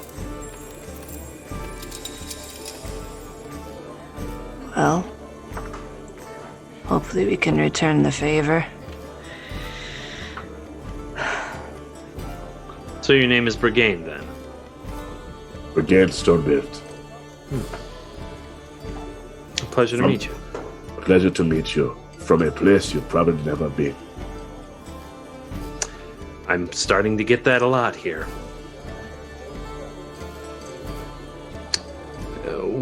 What about you, red-haired one? All right, you can call me Bronlyn. Bron. Doctor. Yes. Okay, all right.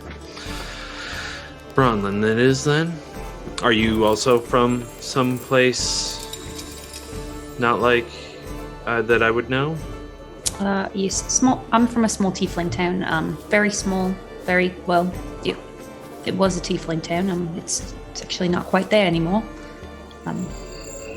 Kind of trails off. And you, cleric. What was your name? I didn't catch it. I owe you much. My name is Kuraya, not daughter, but you all can just call me Kura. It's faster. I'm a cleric of Selune. I'm from the Storm Coast. Luskin, specifically. Salune. What are her followings? She's the goddess of the moon. Primarily, but aside from that,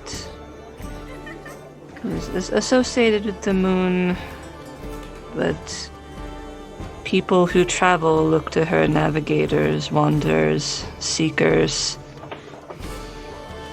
beauty, purity, love, marriage, tracking. Those are all her domain. Would I have heard of her, Ram, considering that I was the navigator? I would definitely assume you've come across those temples in your travels. Yeah, don't worship, but I know Salune. I would say she probably has smiled upon me multiple times. I do not worship her, but I know of her. Salune, though, goddess of the moon. Does she go by another name?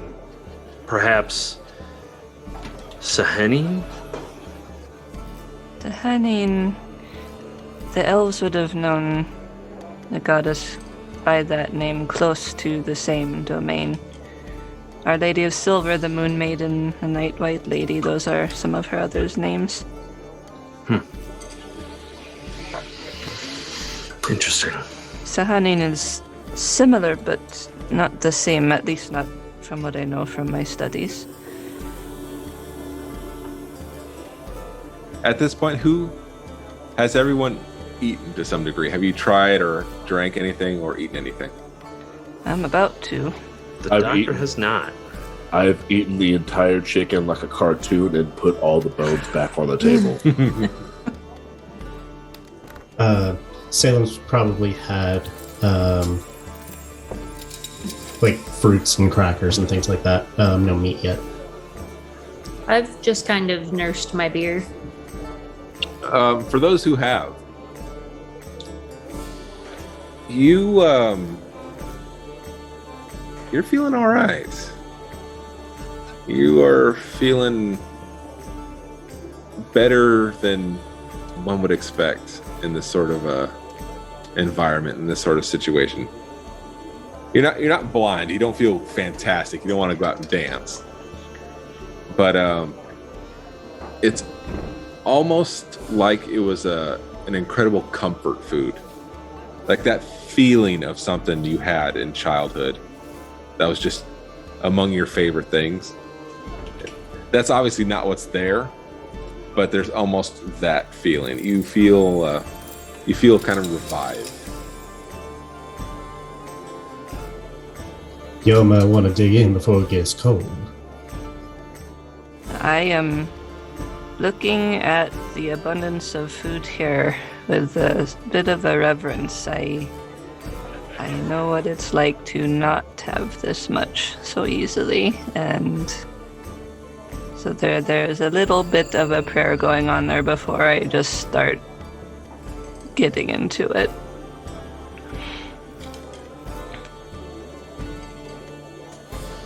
As Kura is starting into her meal, Salem will scoot over towards her. I would like to thank you for your help earlier. There's a trick that I want to show you. And I'll take out one of the cards from the deck. You see this red floral pattern that I have on the back of all my cards. Casual gaze, they're all the same. But you can see right here and right under there, two different distinct markings. If you're ever at a table with me, I invite you to play the fool's hands. You know what to look for. All right. Well, you're very welcome. And I may need to learn more than just the markings from you. I have not played cards. Not really. Well, we can remedy that right quick. Anyone up for a friendly round? I admit I am not accustomed to playing cards. Though I did know one a while back who loved him very much. A fine fellow, I'm sure. Oh, yes, he was. He was. I reckon Dr. if- Brahman? I reckon if you can teach me, I'd love to play. Absolutely, absolutely. Pull up a chair, and I'll start. I'll pass through one round of handing out cards, shuffle, pass through one round, shuffle, all of that. As you work to teach Brawlin the finer intricacies of card sharping, And me. we'll say the whole table is there to learn a thing or two. The door's pushed open, not too forcefully, but solidly enough, and you hear just the loud footsteps kind of plant into the wood. On glance, there's a figure in full charcoal dark armor. You can't get a good read on this person's race or practically anything about them.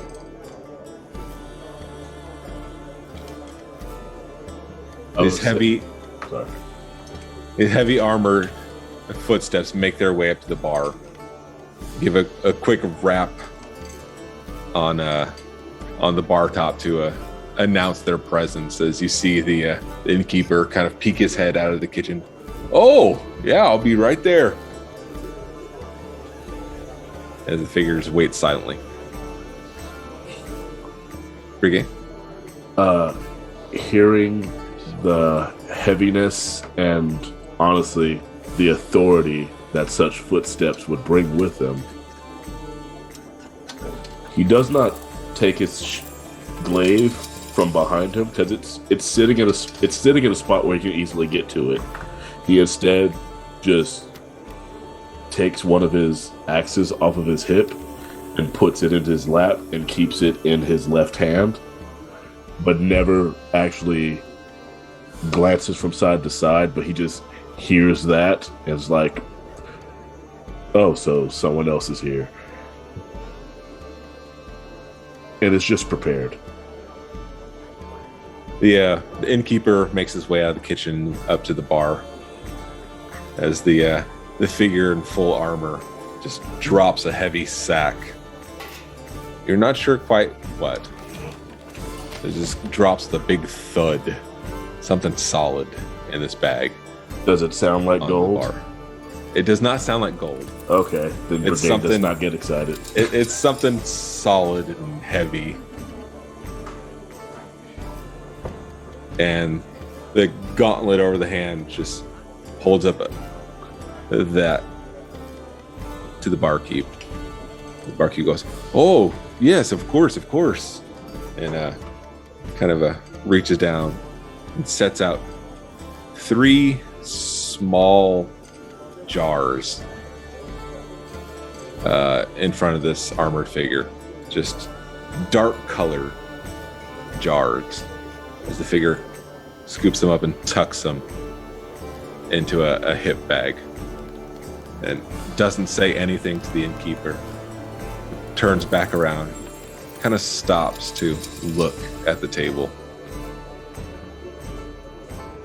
And all of you are positive that its eyes are fixed on you. Brigade knows this for sure. Even though his back know has been, this for sure. Are you going to continue to stare? Or are you going to say something? You could come join us for a card game. Or a drink? I'm just staring right back.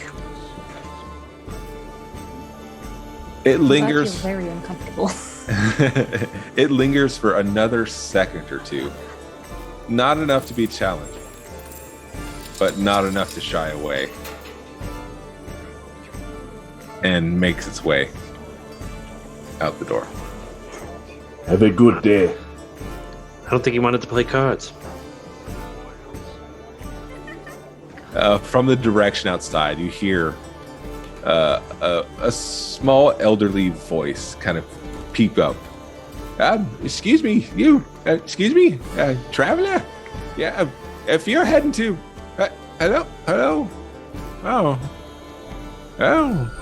Have a good day. An elderly voice? Yes.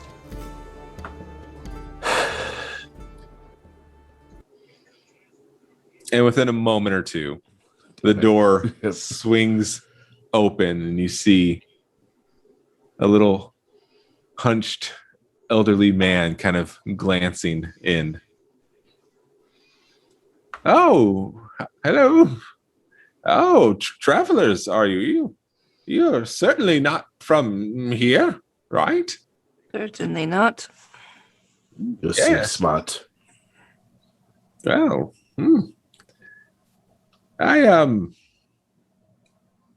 may I join you for your game?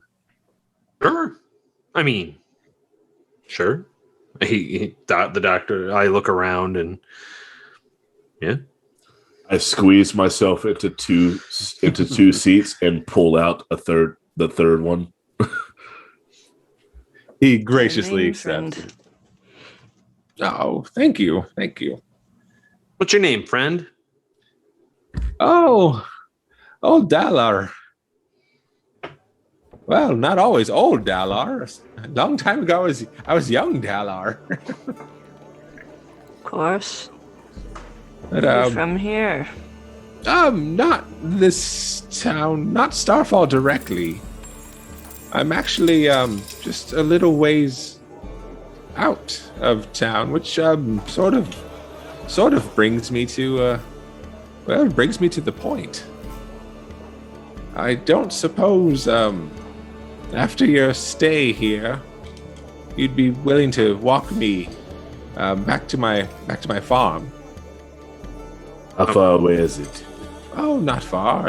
If I could walk it, if I could make my way here, you big strapping things shouldn't have much trouble. Not even half a day. How did you get here in the first place, sir? Well, I made it most of the way by cart. I was here to sell my vegetables, to sell my wares. A bit of a trouble on the way. Quite frankly, I'd just like to make my way back home. All right, now, when you say trouble, do you mean, I don't know, big frog trouble? Or something with very long tongue trouble. Smells of death. He Yes. What kind of trouble, mate? We need to know what we're getting into. What this one over here just failed to whisper? No, nothing so aggressive. I parked on the side, and the land kind of took my ride. Land took your ride. Oh, there's some dangerous plants out there. Best to stay on the path. You mean it literally? The land took it, or figuratively? No, the grasping vines. They took my cars. They took my vegetables. What they are doing with them, I don't know. This is why I stayed on the boat. This is the main reason. Brigade just starts mumbling. This is the main reason I stayed on the boat the entire time. It was my fault. I shouldn't have parked there. I shouldn't have rested. It was entirely my fault. You're old. You need to rest. Is that common occurrence? Plants taking other plants hostage? This is the first I've heard of it, and I witnessed it. Hate to be rude, sir, but what would be in it for us to help you back to your farm? We know well the dangers out there. Not really willing to go back out there on just a whim. No, I definitely understand. Well, I would have paid you if my supplies had made it to the town, which they didn't. But at my farm, I think a good couple of handfuls of turnips are in your future. Just for my own edification. Oh, that's a big word for me. How much do turnips sell for? Oh, well, if you're lucky, a good hand is, my goodness, 25 copper. That's that is 2 silver. That's 2.5 silver. Sorry, go ahead. No, so that is the quickest you've ever seen Brigade move in terms of thought. Just like, he's mostly been like a creature of id, just like, I'm going to do this. That's the most you've ever seen him actually think something out. So, I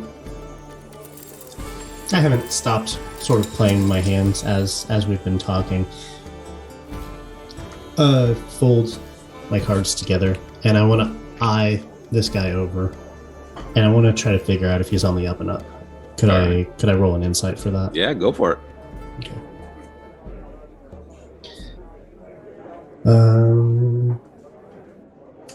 So many tabs. Thank you, D&D Beyond. Makes things D&D a lot easier. D&D Beyond sponsoring tonight's show, and also if you type in !epic EPIC in the chat, you have a chance to win a player's bundle. That is an incredible gift from D&D Beyond. It is. D&D Beyond. I want to win that gift. I work So- here, so. A 9 in and of itself isn't great, but when I add my +7 for the insight, that gives me a 16. Damn. Okay. At first level? Expertise, baby. Rogues. Rogues. You, Rogues. Well, I've never. Brigade's got the people.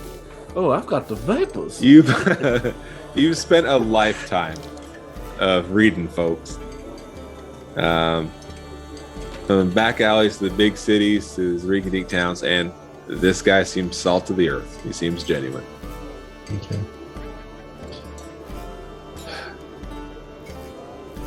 He's there packing a little tobacco pipe. So, what do you say? 2 handfuls of turnips. You wouldn't happen to have livestock, would you? Yeah. No, not so much. If I do, it's more for a friendly company. I turn to the farmer and I give him the thing to like take a few steps back, and then I turn to the rest of the group. Just be over here, shall I? Just wait. just for a moment. Go outside. Just for a moment. I have been on the fringes of society. I have been looked upon in a not so good way from the law. Mostly because they were jealous.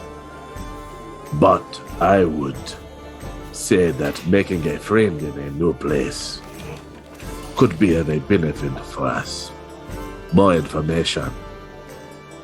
More places to hold up when we need it, such as when we are running from a gigantic frog. A young fellow like that one there should have at least some information. He has seen much. For a human. Yes, for a human. All right, friends. So are we all in agreement? I don't even think we need the turnips. I mean, I put this up for a vote. I vote aye. I vote no's.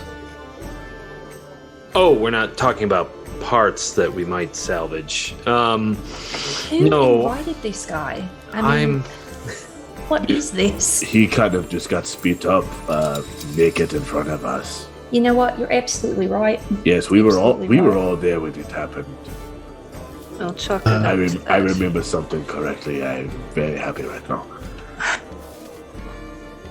I'm for helping him. Okay. I'm for helping him as well, but I have a question for all of you. Okay. We just got plucked from wherever we were from and dumped here. And now we're going about deciding to help the local populace. We don't even know a populace of what or where.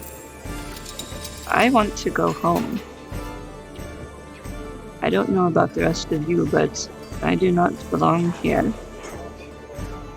I don't think that any of us belong here, but I don't know the rest of you. I normally don't think that far ahead, except for like 2, maybe 3 things. But whenever magical bullshit tends to happen, you kind of just have to roll along with it until the magical bullshit stops happening. I will bring up one point of contention against helping the gentleman. Yes. And that is, we were warned when we showed up here. No heroes? There's no heroes in Ravenloft. Oh, don't worry. I'm not a hero. Well, heroes do jobs for free. That's why I would- was taking the now- turnips. Friend, I wouldn't say that we're doing this for free. I mean, I plan on questioning him the entire way through. I mean, he's going to be in with the populace. We're going to know exactly where we are. We're going to know what we're dealing with. You know, if this is a thing that happens to people quite often. I mean, this is not for free. We're escorting him, but he's really escorting us through this land. Uncle Lady is right. If anything, Madam Nalstada, the information we gather can help get you back home. I agree with Saloon. Well,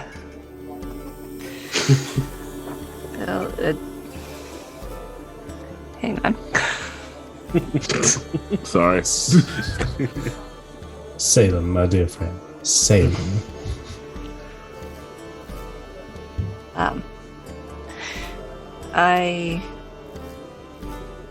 I take the point, and I do agree, but what about the rest of you? Are you content with what's just happened? I, for one, am not going to stay here, but this is definitely preferential to where I was. So, for the moment, I'll use it as a opportunity to set myself back up. My friend, I definitely don't want to be here, but I also don't have anywhere else to call home. So this is where I am for now. Right. I was in the midst of dispatching the last name on my list. I have a home, I have a family. But that man was the one that took so much from me. So where I go in the in-between before I get to him, that's just a bit more time for him to think about the mistakes he made along the way.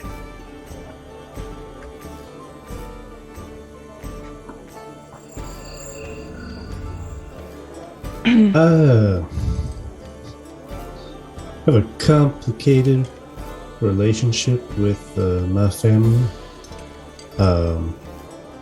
Not too many of them are pleased with me at this current point in time. And I can't quite say that I blame them. Now, with full knowledge of what just happened, I would still say that here is safer than wherever the trail that they are following leads. I don't know where here is, but Starfall. Beyond that. Oh, the okay. general place, my good sir. Oh, okay. But if we are, for the most part, safe-ish, that's all I need.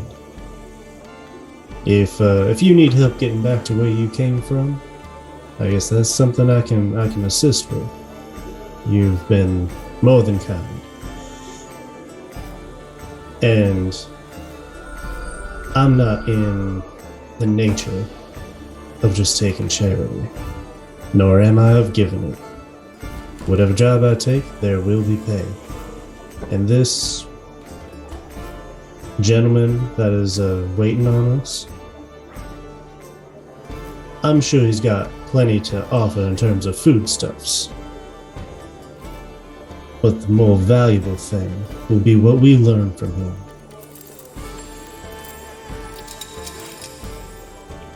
And frankly, once we learn it, I don't even care if he gets back home. Well, So we're settled then. We'll be taking this gentleman home, escorting him, and questioning him along the way.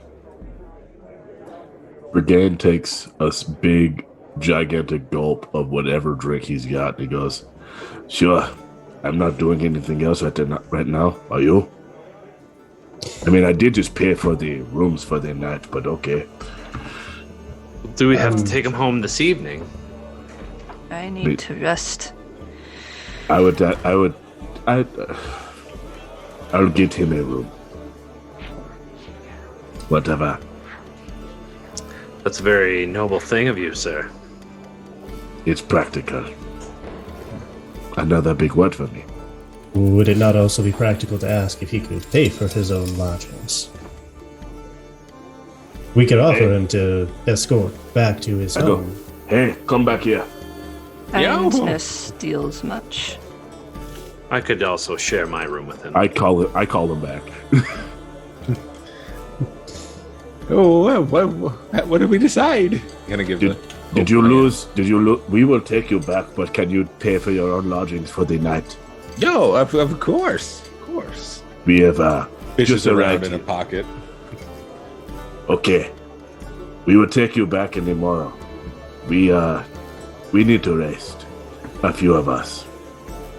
Oh, definitely want to be ready for whatever awaits you. That is not foreboding at all. Is there anything you want to do before the night? I would ask the barkeep if there's an apothecary in town. Daryl, the player, is going to run to the restroom and mute his channel. I mean, maybe some basic, simple supplies. Nothing too crazy. What are you looking for?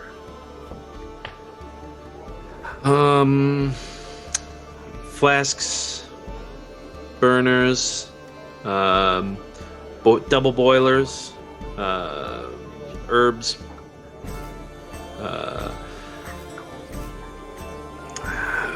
If you've got wet markets, components of sinew and muscle, maybe the giblets, the necks and hearts and lungs and such from. He kind of like looks over at Bronlin, and I go, I'll go contact the boys, and hey, we're gonna see what we can do for you. I'm giving some serious side eye throughout that entire list. There's more, but I don't want to push my luck. I hope that I can at least get some of it started. We'll see. You keep to a reasonably civil list. Things that I think Being a in a simple strange town, yeah. farm might have. Yeah. Farm town. The innkeeper, hey, you just take care of yourselves for a bit. Jance over there, the dwarven woman waves at the call of her name. Take care of anything you need. I'm gonna go talk to the boys. We're gonna get you right set up. He claps a hand on the doctor's shoulder and makes his way out. Oh, physical contact. That's right. That's how we do here. Yeah.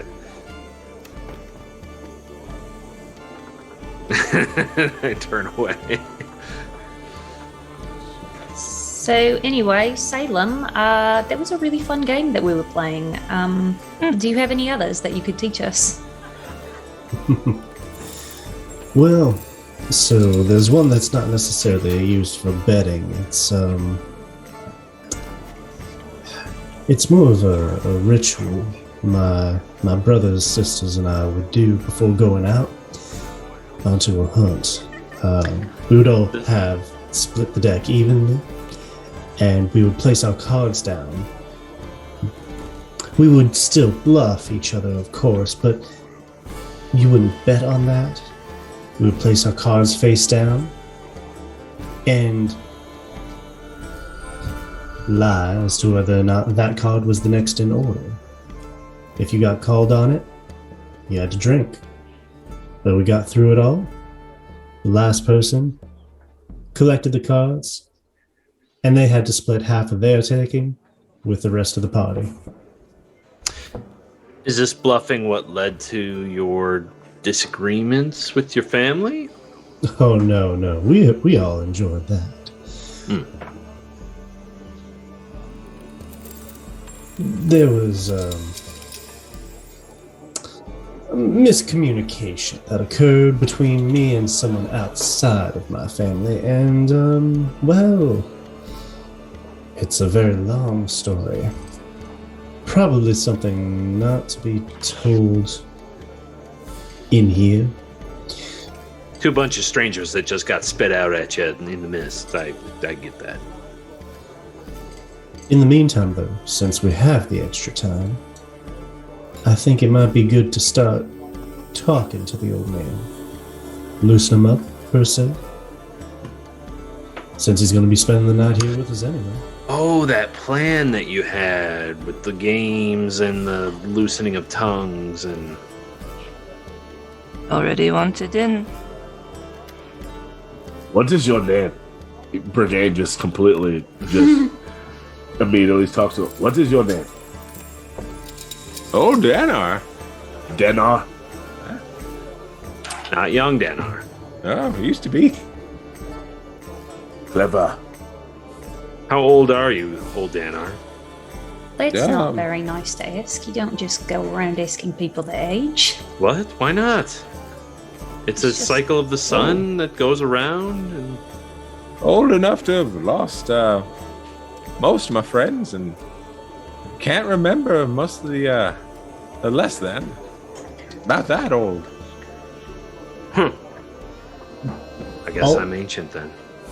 Brigade then looks at who hasn't been drinking any of their ale, takes that goblet and pulls it towards old Danar. When he says he can't, he's old enough to have lost most of his friends. Are you offering the drink? Yes. Oh, and don't mind if I do. Picks the goblet. Whomever he took it from, he says, "I'll buy you a new one." Wouldn't have been mine. Food and drink has just kind of been laid out on this table here. It wasn't going to be Kuras.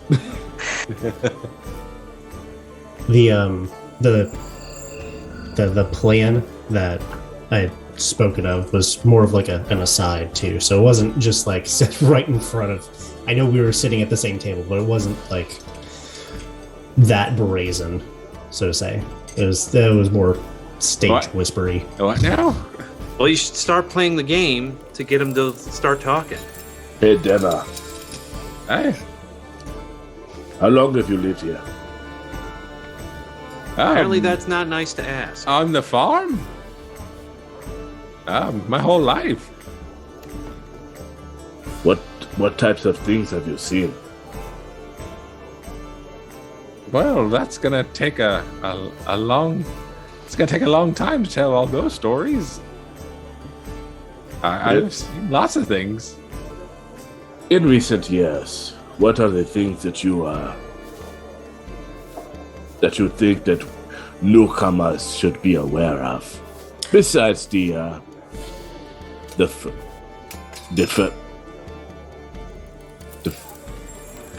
plants that take things. To add on to that, like, why don't you want to walk back to your farm by yourself? Besides the plants, like Brienne said. Well, there's always something potentially dangerous out in the woods. Now, you're using a lot of vague language. Could we be specific? There's always something very dangerous out in the woods. Right. Old people. Love them. Gotta love them. Like a gigantic frog that eats undead smelling things with large tongues. Or is that a what is the word? Normal thing that happens here. Well, I suppose it's normal for here. See? Now he looks at the rest of it. See? That's a good starting point. What we ran into, not out of the ordinary. Not common, but normal. Isn't there a What? Isn't there a local governance that takes care of the monsters and such? No. Not here. You just kind of live with it? He kind of gives a quick little look around. Nothing really comes into Starfall. And why is that? I don't know.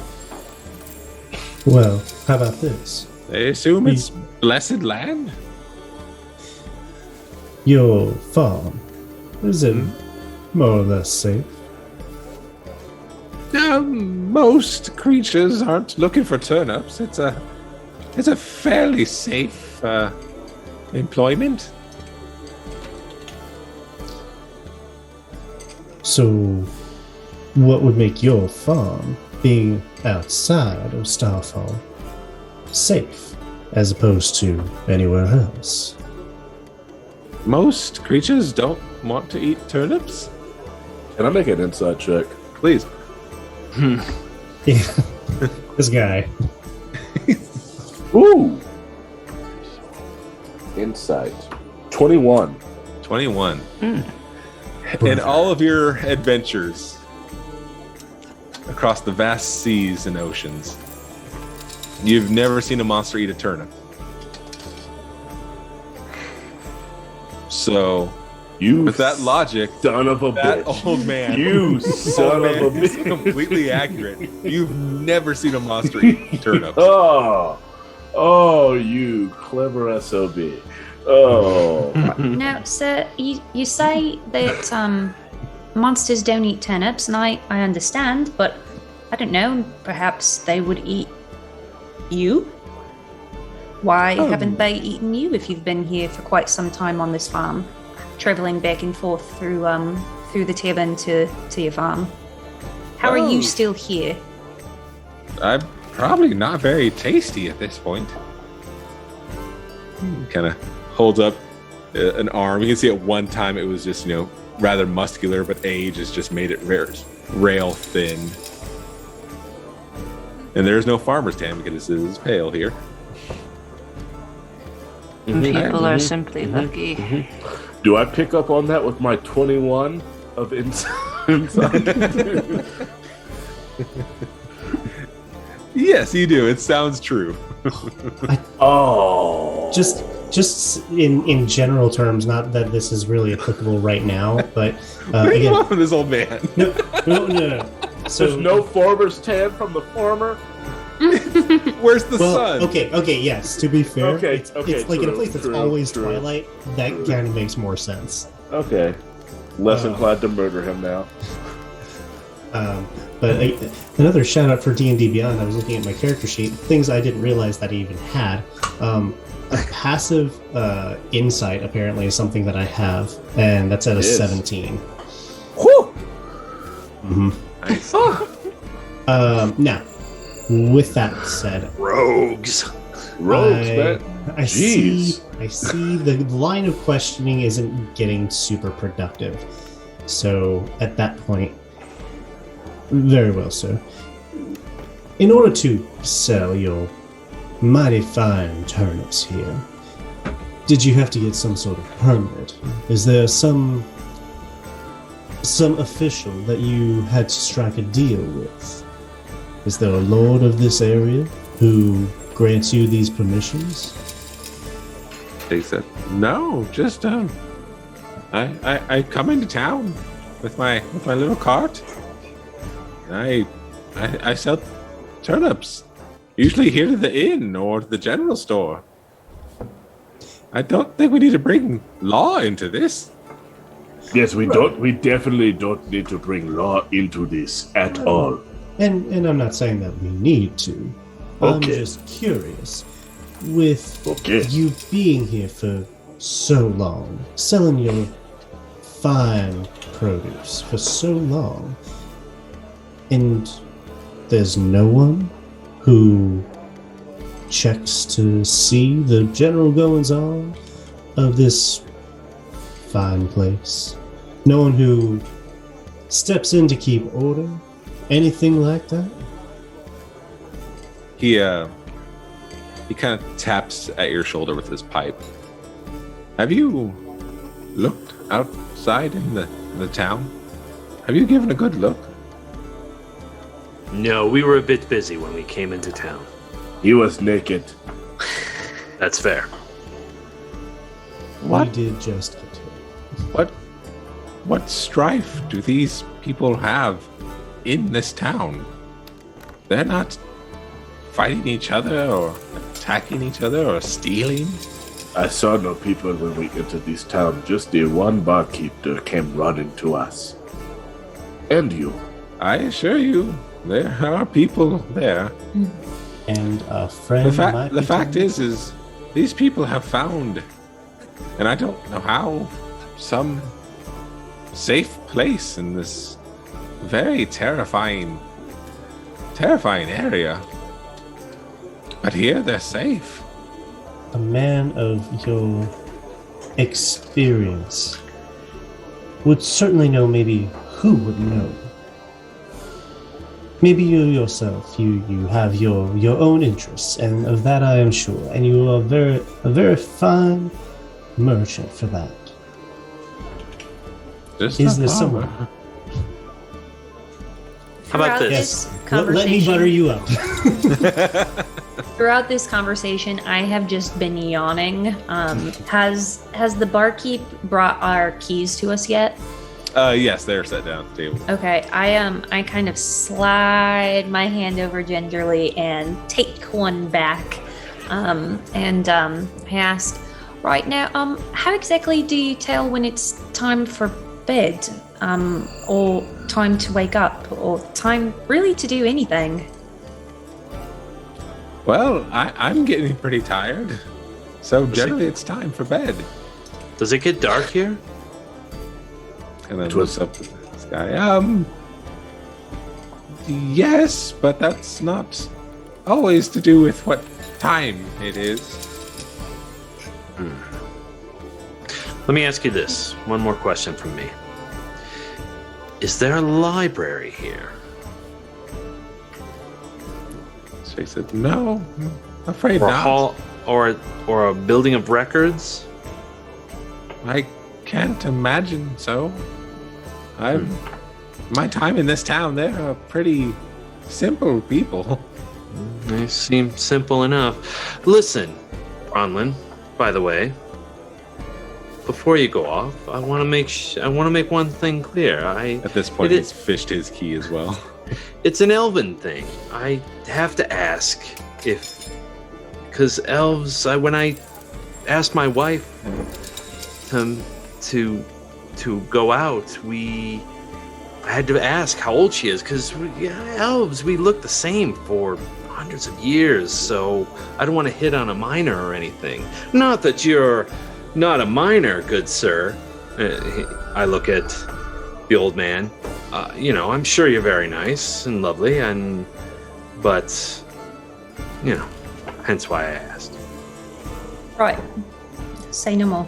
I'm gonna go up to my room now. Yeah, before you go, sir, we should rendezvous down here. I don't know, when we all wake up. I don't know, the first person to wake up, maybe knock on everyone's rooms, since there's no real way to tell time. Does that sound about right? That seems reasonable. There. I will try to wake everyone up if someone else...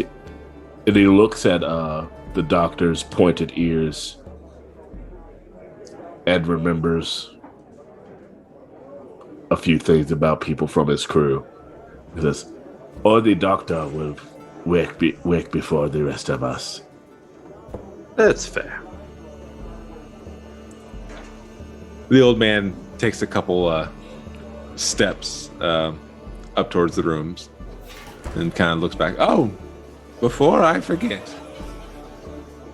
in a few hours, I'd imagine, you're gonna hear a lot of noise outside. There it is. It's gonna sound celebration. Just on a celebration, be instruments and clanging pans. Everything's fine. You don't have to worry about it. Just don't want you to be startled. What are they celebrating? Should we join in the celebrations? I never have. I've peeked at it through the window. I've seen it. What did you see through the window? Just people with the drums and their pans and horns, just belting out and cheering. I guess they're happy that they're as safe as they are. I look over at the innkeeper's wife. Is she still over at the counter? She is. Madam, what do they celebrate here? I love that you've just completely skipped over this old man and you are going to someone else. Love Someone that. who actually might know. As your friend said, it's a bit of a celebration. Show our gratitude that our humble village is safe, and none of the dark seems to come in here. Well, and the ritual sacrificing, what time does that take place? No sacrifice. Oh, okay, good. I wouldn't think there Why were would- sacrifices. No, Why would I was we? joking. Why would we try to bring death into our homes? I'm What? not sure. I don't know what you're talking about. You're being crazy. It's a celebration of life. He totally Bourdain looks at everyone just like,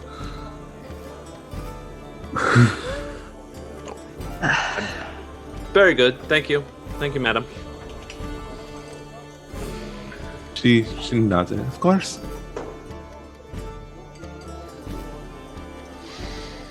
So All right. I start making my way towards my room.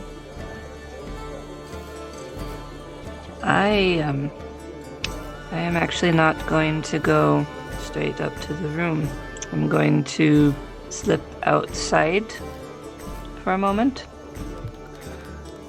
And I'm going to look up at the sky and just see what's different. I'm looking for a moon. I didn't see one. I didn't see a sun, but I'm looking for whatever's up there. You are so close to figuring out where it is.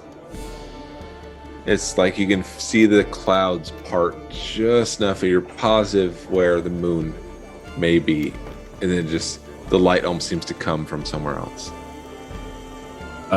Regan, when everyone else goes to bed, and he would notice that one of them didn't go. He remains downstairs, keeping a wary eye on where Kura has gone. I'm there too, but not in a way that's like I'm suspicious of you, but in a way of like I'm making sure nothing else pops out at you. I'll step out onto the porch with you, Kura, and say, "Can you sense her?"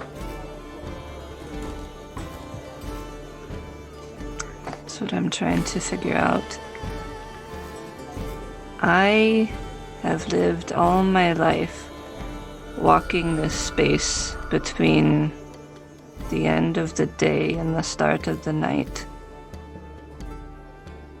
She has always been up there, even when she wears a veil of shadow, watching over me. And I don't... This place isn't right. I don't know what to think here. I have to believe her reach can come here, but...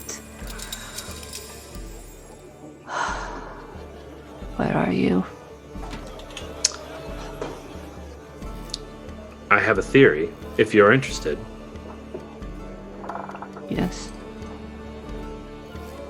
Could we be all dead? Doubtful. If we are, it goes against much of what I learned in the church. I certainly hope we're not. We were all in. No one ever stabbed me, so I'm not dead. He never got to me. I never got to him. Something pulled me here. And whatever that something is, they will find out that I'm very hard to kill when I am pissed off. As that man did. Well, I'm glad you're on our team then, sir. You should be. As you lot are gathered out on the stoop, the dwarven woman pushes open the door and starts handing you lot different instruments. Like, there's a set of like a pot and a spoon over to the doctor. And Kira, it's a very simple horn instrument that she plants over your direction. And just a tambourine over to Regan. And just handing them all out. You're all not dead. Now make yourselves useful. It's almost time. I look at the tambourine, put it away, and bring out the flute that I have. Sure. A little glance over and impressed by Now, is this like a brass horn or a war horn? Like a horn? a brass horn. It looks like it's yeah, it is nothing impressive. It's probably been in countless mouths by this point. Yeah. I'm glad I keep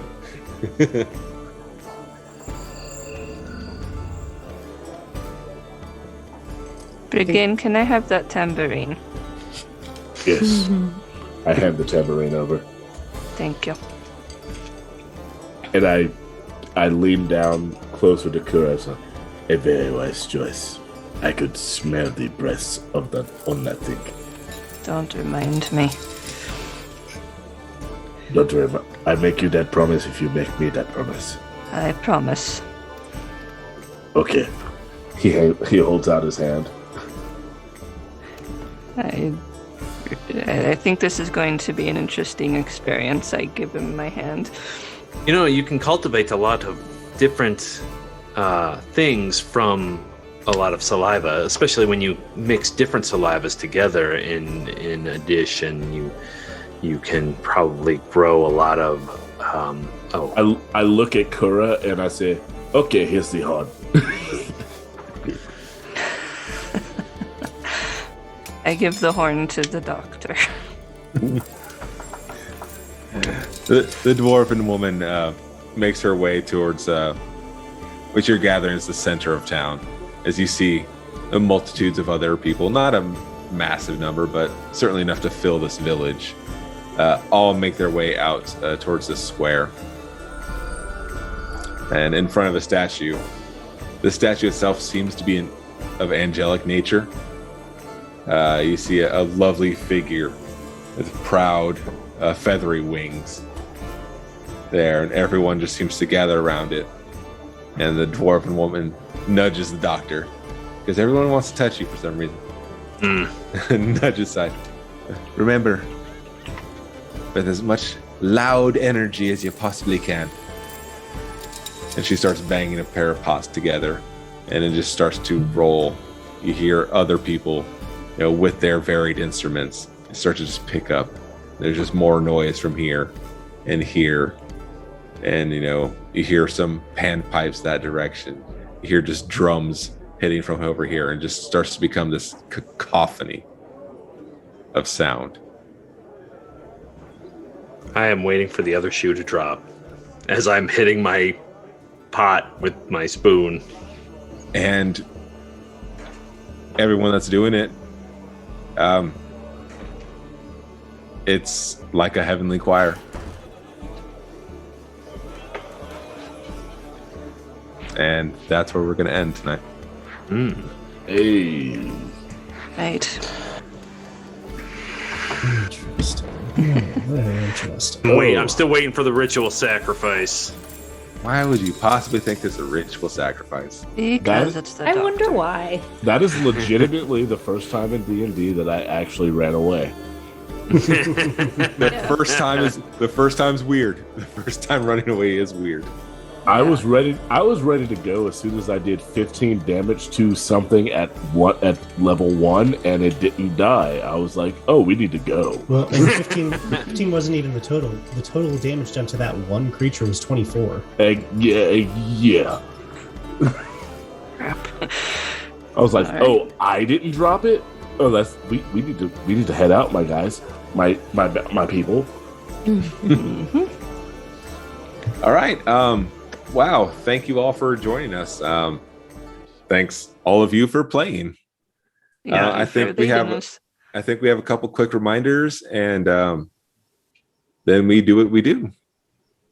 All right. Don't forget to subscribe to the Games Tavern YouTube channel right now. If you just go to YouTube, search for the Games Tavern, you'll find us. Subscribing is free, and you don't miss any of the action and access to additional content. Type exclamation point YouTube in the chat to get all the information. Your likes and positive comments on the videos help our other adventurers find out about our show. Oh, and really quick, before we let you go, we want to announce our winner for the giveaway. So the winner for the D&D Beyond player bundle is Gray Bow Falcona. So congratulations. Fantastic name. Love it. Yeah. So Awesome. our tech goblins will reach out to you soon to get the information and send you that prize. That's an awesome prize. That is Congratulations. quite the prize. That is quite the wonderful prize. That for is a D&D Beyond. great prize, especially if you're just starting out. It's a great prize. Absolutely. Definitely. And Hell speaking of D&D Beyond, go to dndbeyond.com. Go check out all their awesome D&D resources, all digital copies of the books, the character sheet builder, encounter builder, all that stuff. It's so handy. It's that's what I'm using. Same. I think Same. we're all using D&D. I didn't mean to say it in a very ad space type of voice, but I'm very much using it. I currently have 3 pages open of D&D Beyond for every single one of my Dungeons and Dragons games, because Papa started playing a lot. Why, you can find all the creatures you saw tonight and so much more. I have 3 tabs open just for backstory stuff into different books I'm looking into, and I've got them right at the spot where I need to pull information from at a moment's notice. All right, we stop here, otherwise we sound desperate. All right, yeah, Thank you very much, everyone. Have Everybody a great run night. away. Thank you for joining.